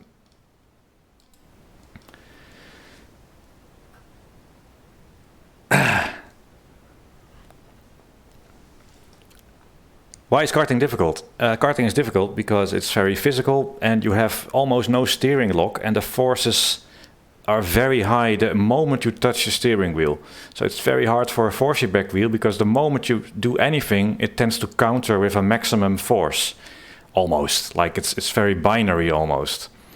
And that's tricky because these powerful motors, they can get unstable.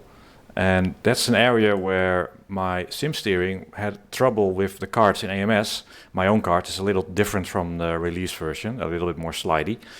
But it would go like into a big vibrator mode when I kept ramping up the force feedback. So subjectively at about 8 Newton meters, it would sort of, on the straight, I would drive and it would go like that. So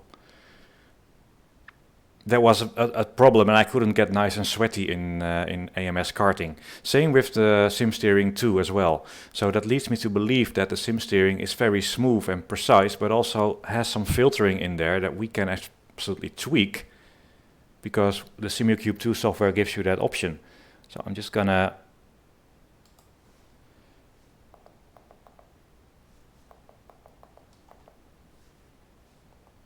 change this real quick. And then we're gonna see how the karting goes. Let's switch scenes.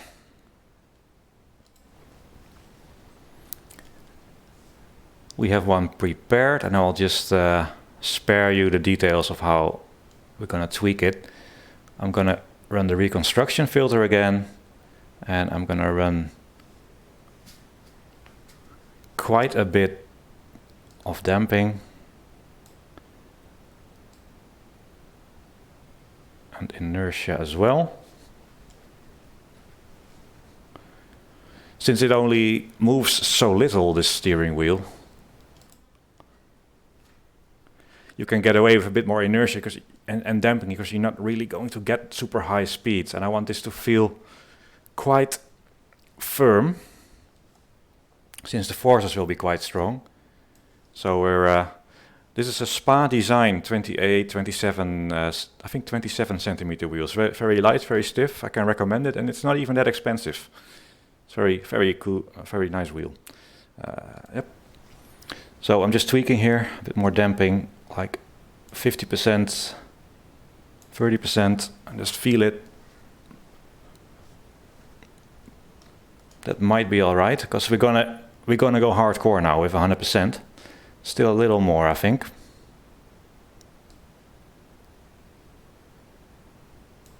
How about 70-34? Yeah, that's nice and stiff. It feels ridiculously stiff if I was going to drive a drift car with this, but it's a kart and we only have very limited steering lock. So that's what we have. It's not a lot. And to my surprise, this worked reasonably well. So yeah.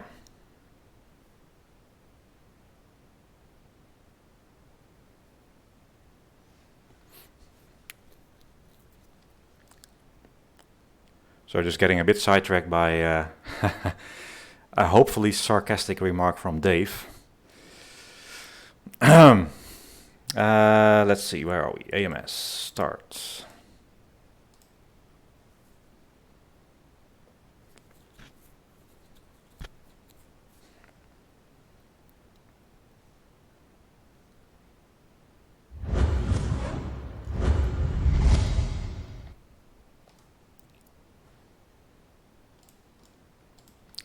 So let's see if it does it, because this is hardcore, 100%.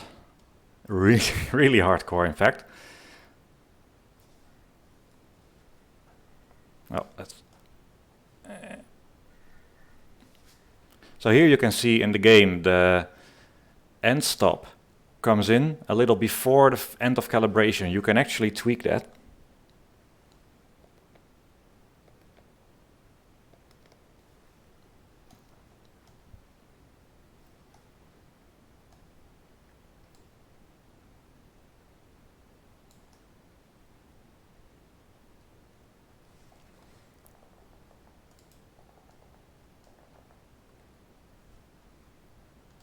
Let's do that.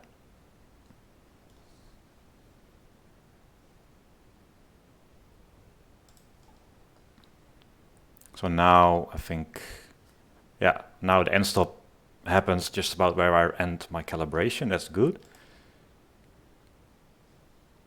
Let's go karting. So this is the sweaty mode, right? This is Housemaster Flash. Yeah, that's my custom car. My favorite little track. I don't know exactly how it will go. With the sim steering wheel, this would be just a big vibrator and it would be completely scary.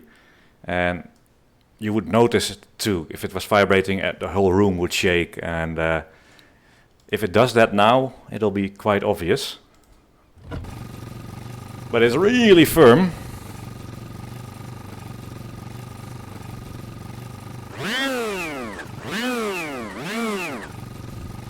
H pattern, single gear. So I don't know if it will go all right or not, but see, it does vibrate a tiny little bit, but no house shakes, and definitely a really firm force feedback.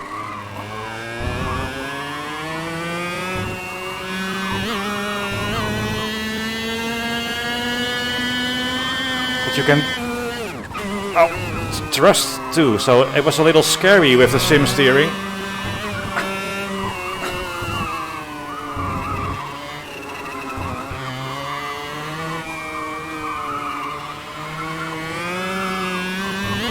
Because you didn't know when it would become a big vibrator.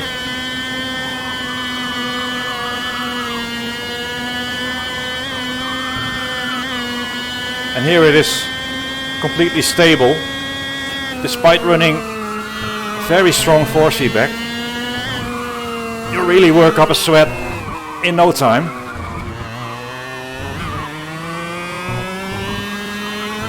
Ow!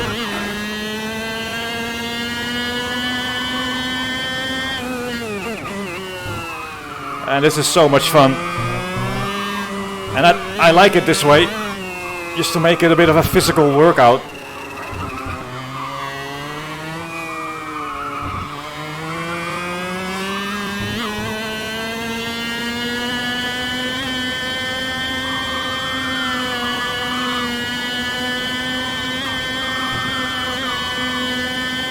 But it's completely nice and stable, and we can probably make it do bad things.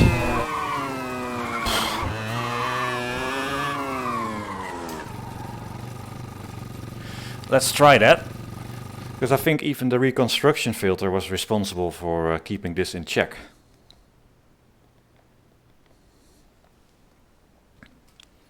So let's turn that off.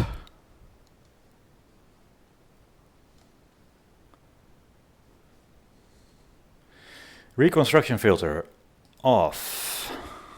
What are you doing, Niels? We can't see, that's right. So I turned it off. Now, all the rest is the same.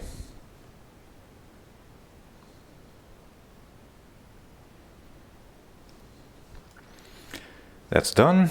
Let's go back. And I remember yesterday this could be a bit hairy. So those oscillations that are, I mean, they're not so much of an issue that you can blame the wheel for. It's quite logical the way how force feedback wheels work. So you cannot really fault the wheel for doing it, but having settings that adjust it, that's interesting.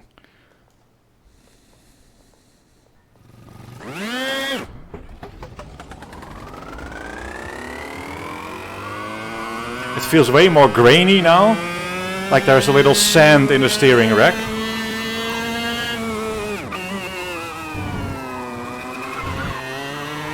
You might even, if the mic picks it up, it's a lot more, it makes the motor makes a lot more sound. Yeah, oh, it almost went there.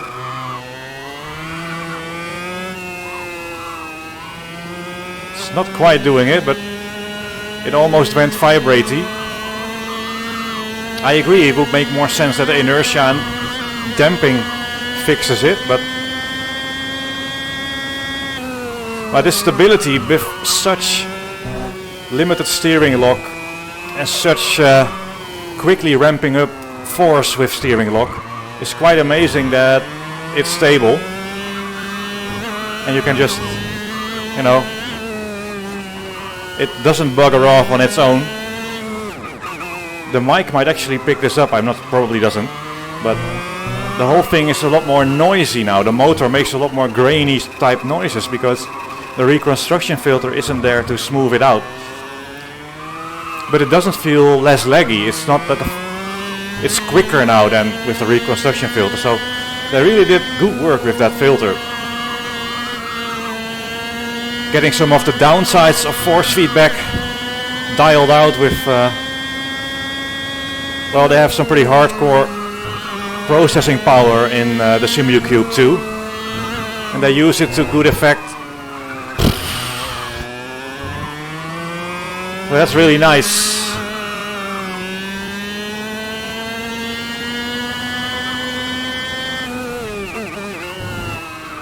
And that also gives you the option, if you have a super hardcore rigid racing car or you're simulating something with power steering, you have quite a few options to tweak with.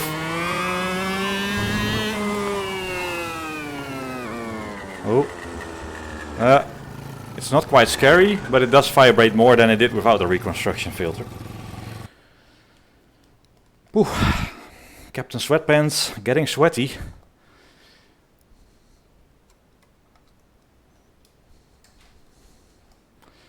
So that's really impressive that it does that. Another filter that we haven't played with, and I don't think is that usable. There are a couple more. There's this peaking and notch filter, which I haven't played with. If you have certain frequency that you want to tune out, so if you know you have oscillations of a certain frequency, you can sort of reduce those frequencies. But there's another thing, ultra low latency mode. And that's the one I don't understand, because it's not on or off. If there was ultra low latency, you would want that all the time, surely. But let's put it at 10%.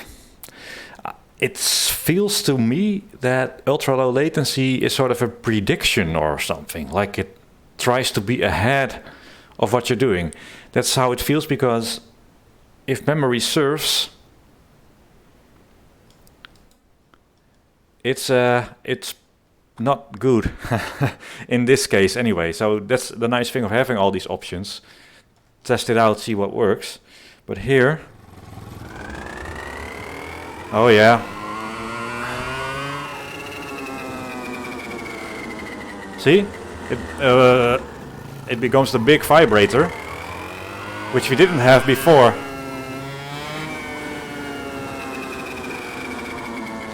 That's really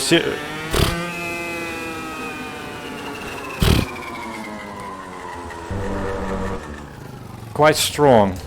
So I don't know exactly what it does, but it seems like it predicts things, and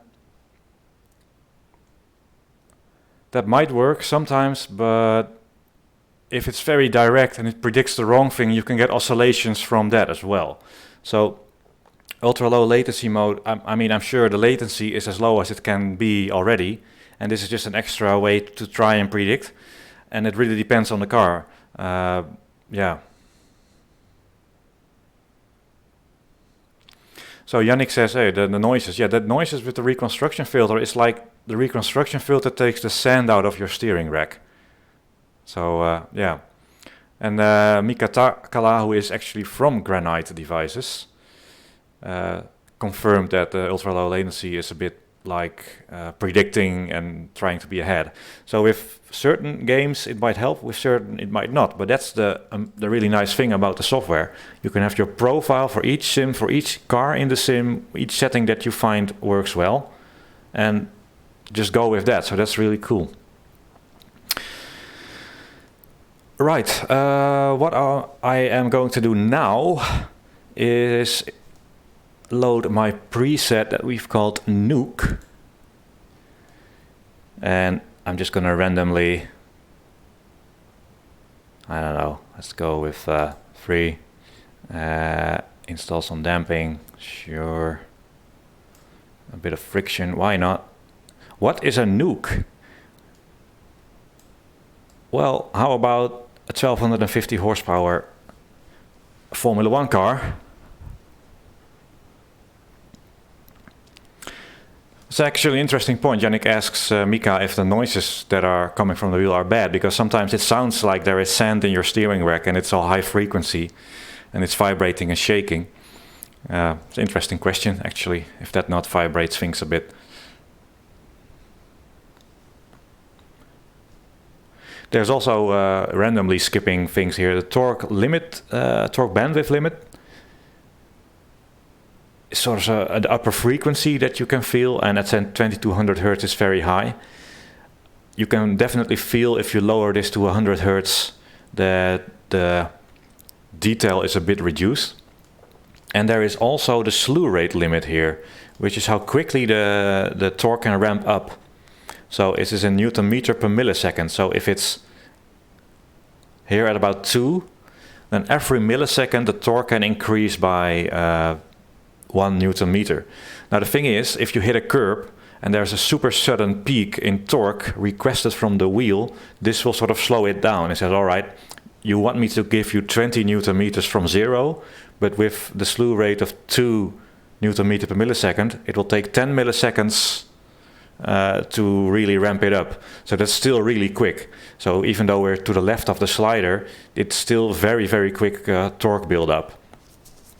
And if you lower this to a hugely silly amount like 0.1, that's actually fun. You sort of, it becomes sort of a magic carpet, right? And the more you increase this number, the more direct the bumps and impacts are translated to forces in the wheel. Yeah, exactly. Very rubbery is how you can make it feel. But since these numbers are pretty soon pretty high, 3 Newton meters per millisecond, well, we have 25 Newton meters, so it only takes a few milliseconds to get the maximum force. So, but the range is quite good, so you can tweak this. For now, I typically have it set quite high, although let's actually put a random number here to 3. It's stable. That's good. So we have loaded the Nuke preset, 540 degrees, hardcore strength, a bit of dampening, everything is good. Let's save that.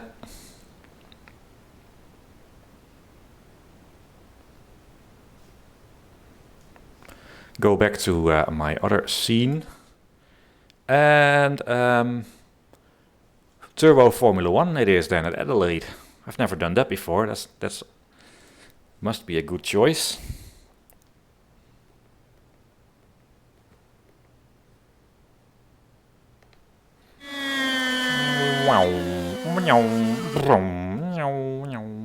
All cars, yes, please. I'll. Formula Classic. ABS. Happy Huismaster, the name.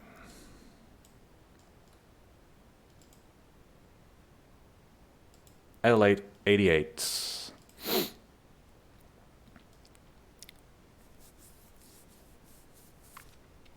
$1,250 horsepower if the turbo manages to get going. I think I need a bit more. Always change the setup before you even do a lap. That's crucial. It's a lot of fuel, but yeah, that's fine.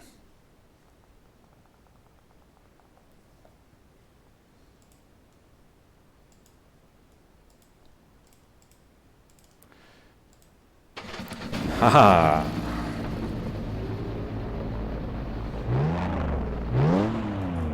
Oh, what's my turbo boost?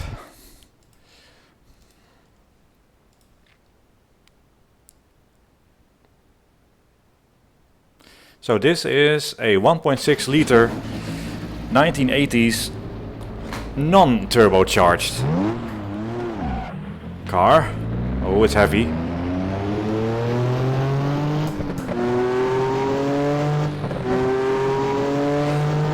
It's really slow without the turbo.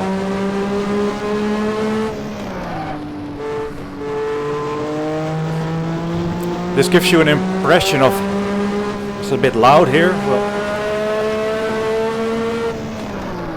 how much the turbo does.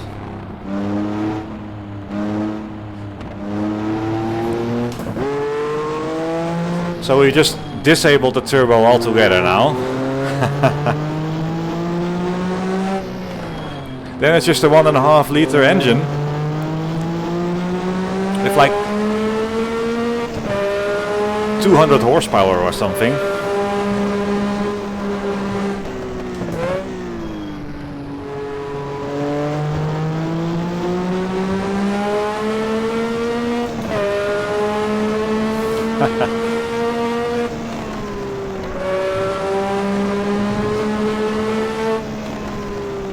Okay, that's lame. Just to see how much turbo does to these things. Up to 4 point something bar of pressure. I don't think we quite get it.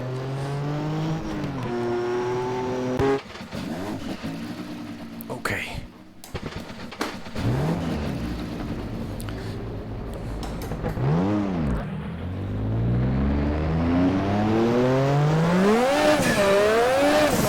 That makes it a little different.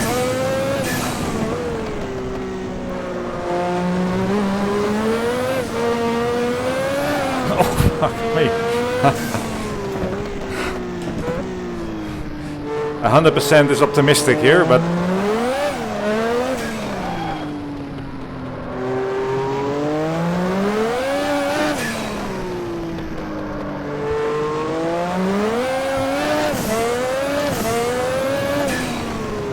boy, oh boy.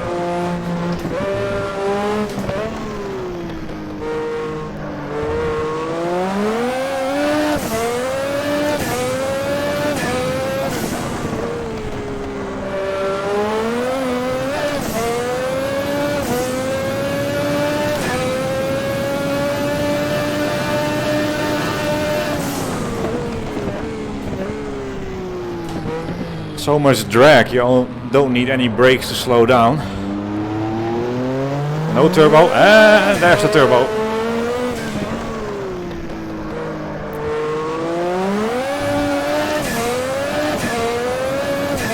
It's really heavy though.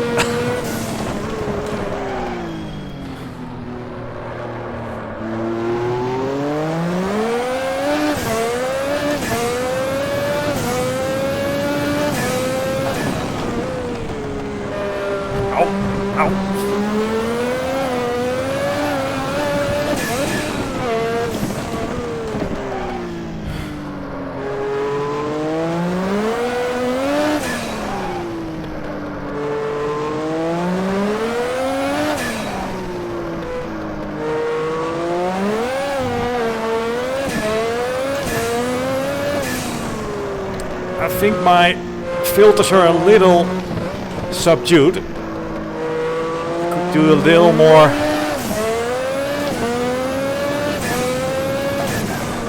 Oh, that's too late. But even though this is really stiff again, okay, it does it. Oh,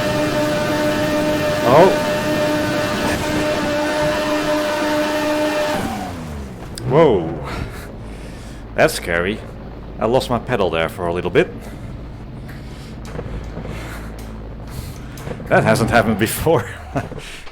Felt like a stuck throttle, but then also no brakes. That was scary.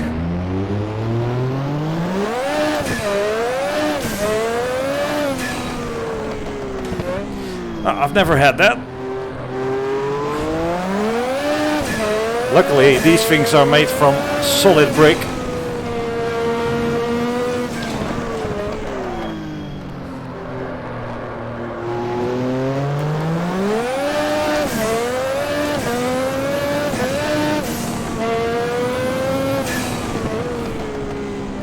I wonder how. Oh. My pedals are cutting out.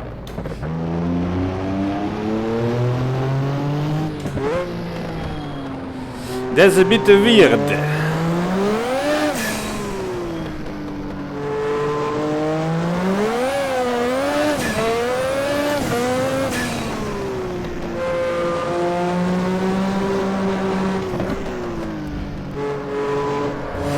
Terrible pedals, of course.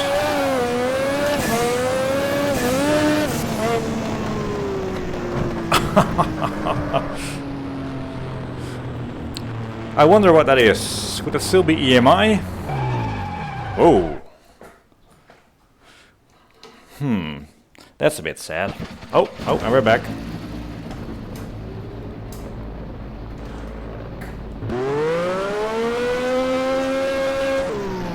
Sim is not happy.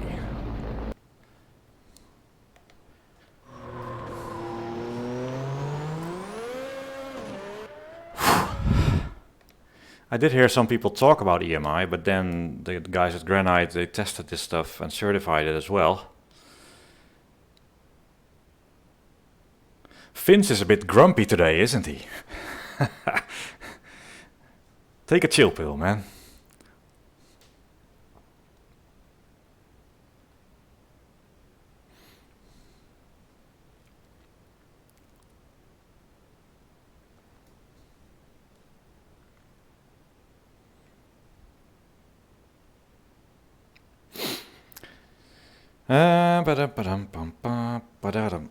What version? Yeah, ground. It's you can jump. We can jump to conclusions. What it is, I don't know for sure what it is.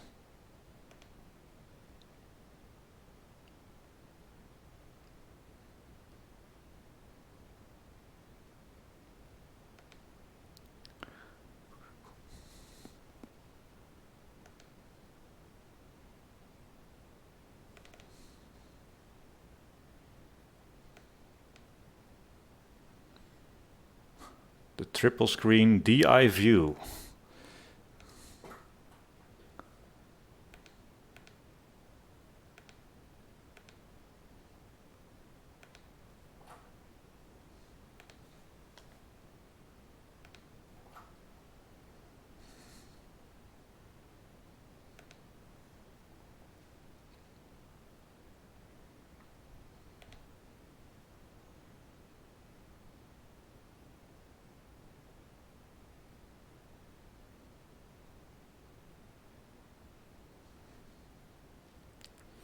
Well, I guess we can find it out if we just lower the force by a lot.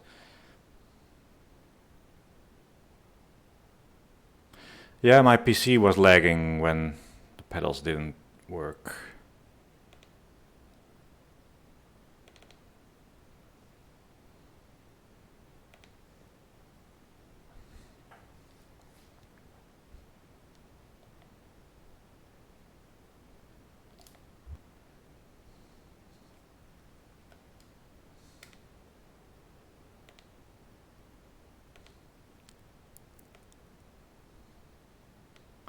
Let's see what happens if we change that.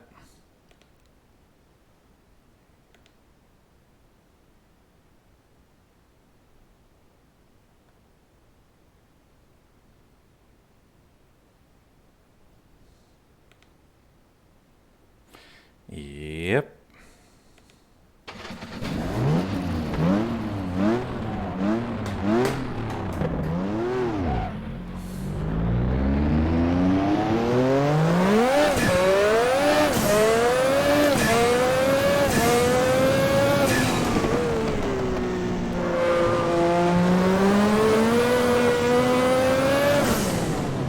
Oh, it's again. That's weird.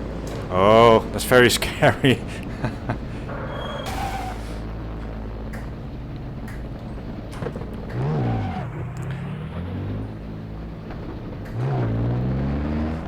The reverse entry.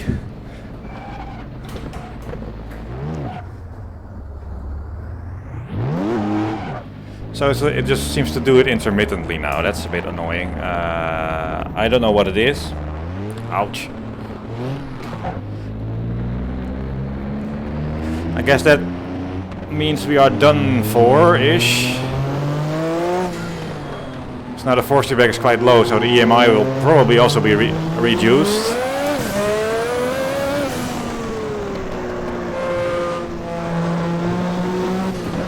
It's quite scary driving knowing that your pedals might cut out.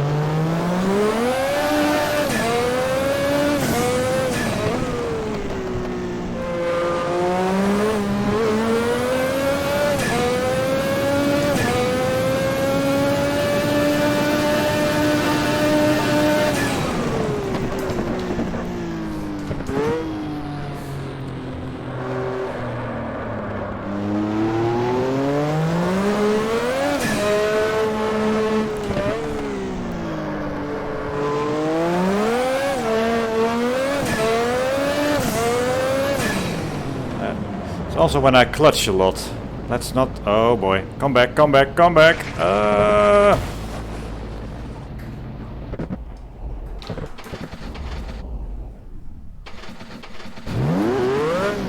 Let's not use the clutch. Let's see if that makes a difference. The problem-free stream.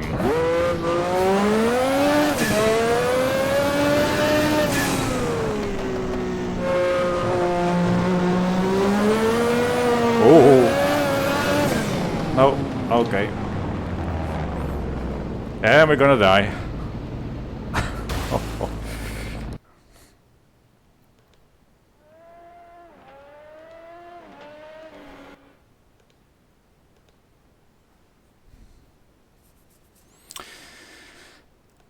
Well, slight technical issues.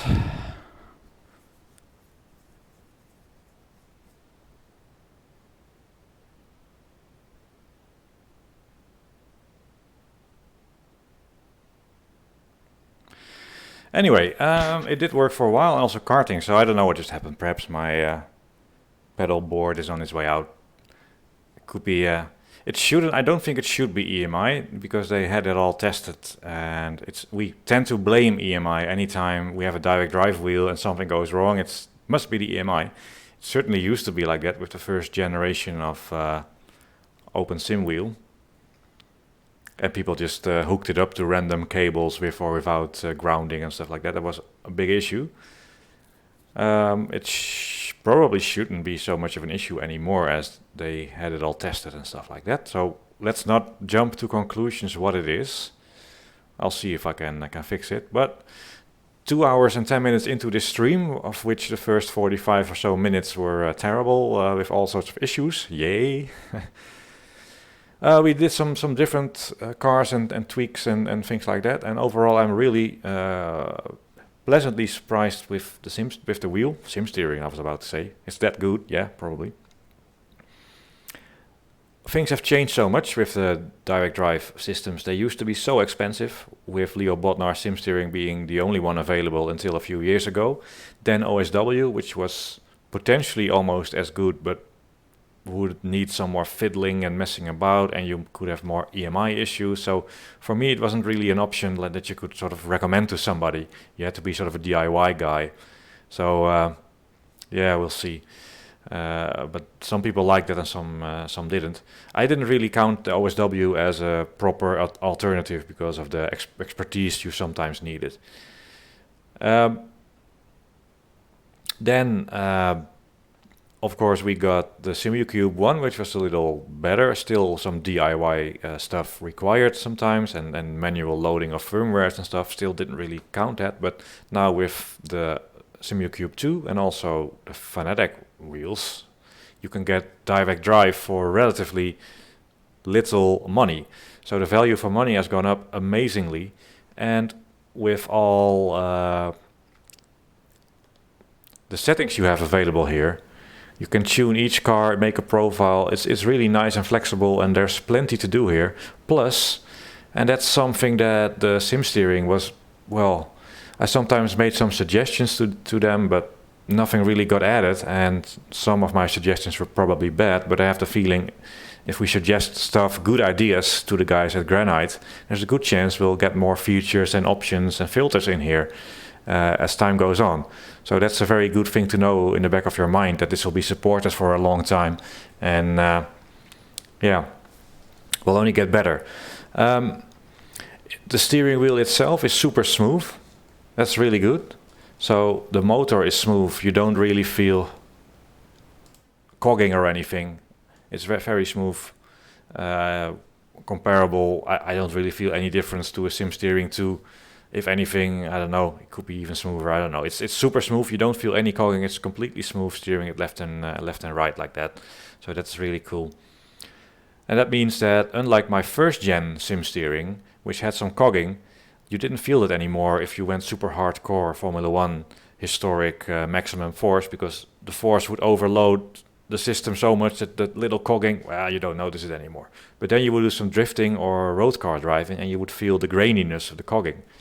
But the sim steering 2 did this, sorry, yeah, sim steering 2 actually as well. And this motor are way better, so you can run a low force feedback car and still get the detail and the smoothness, and then you can jump it up to heavy go-karts or historic Group C cars, and you still get the detail and the force. So this single motor of the modern system scopes way better with a low and high force car, so that's great.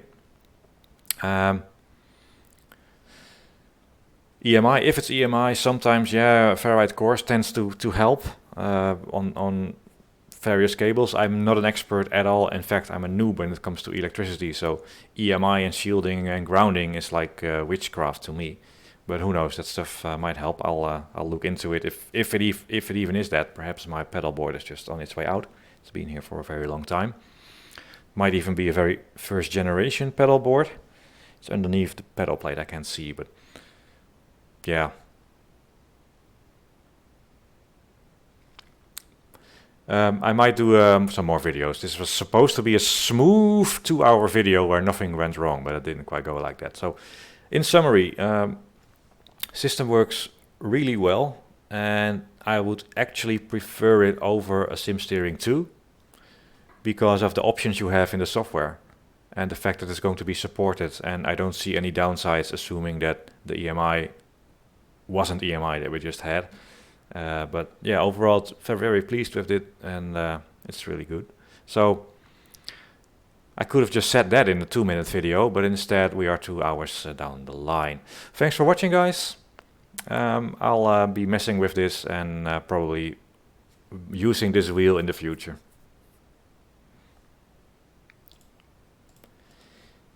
Bye.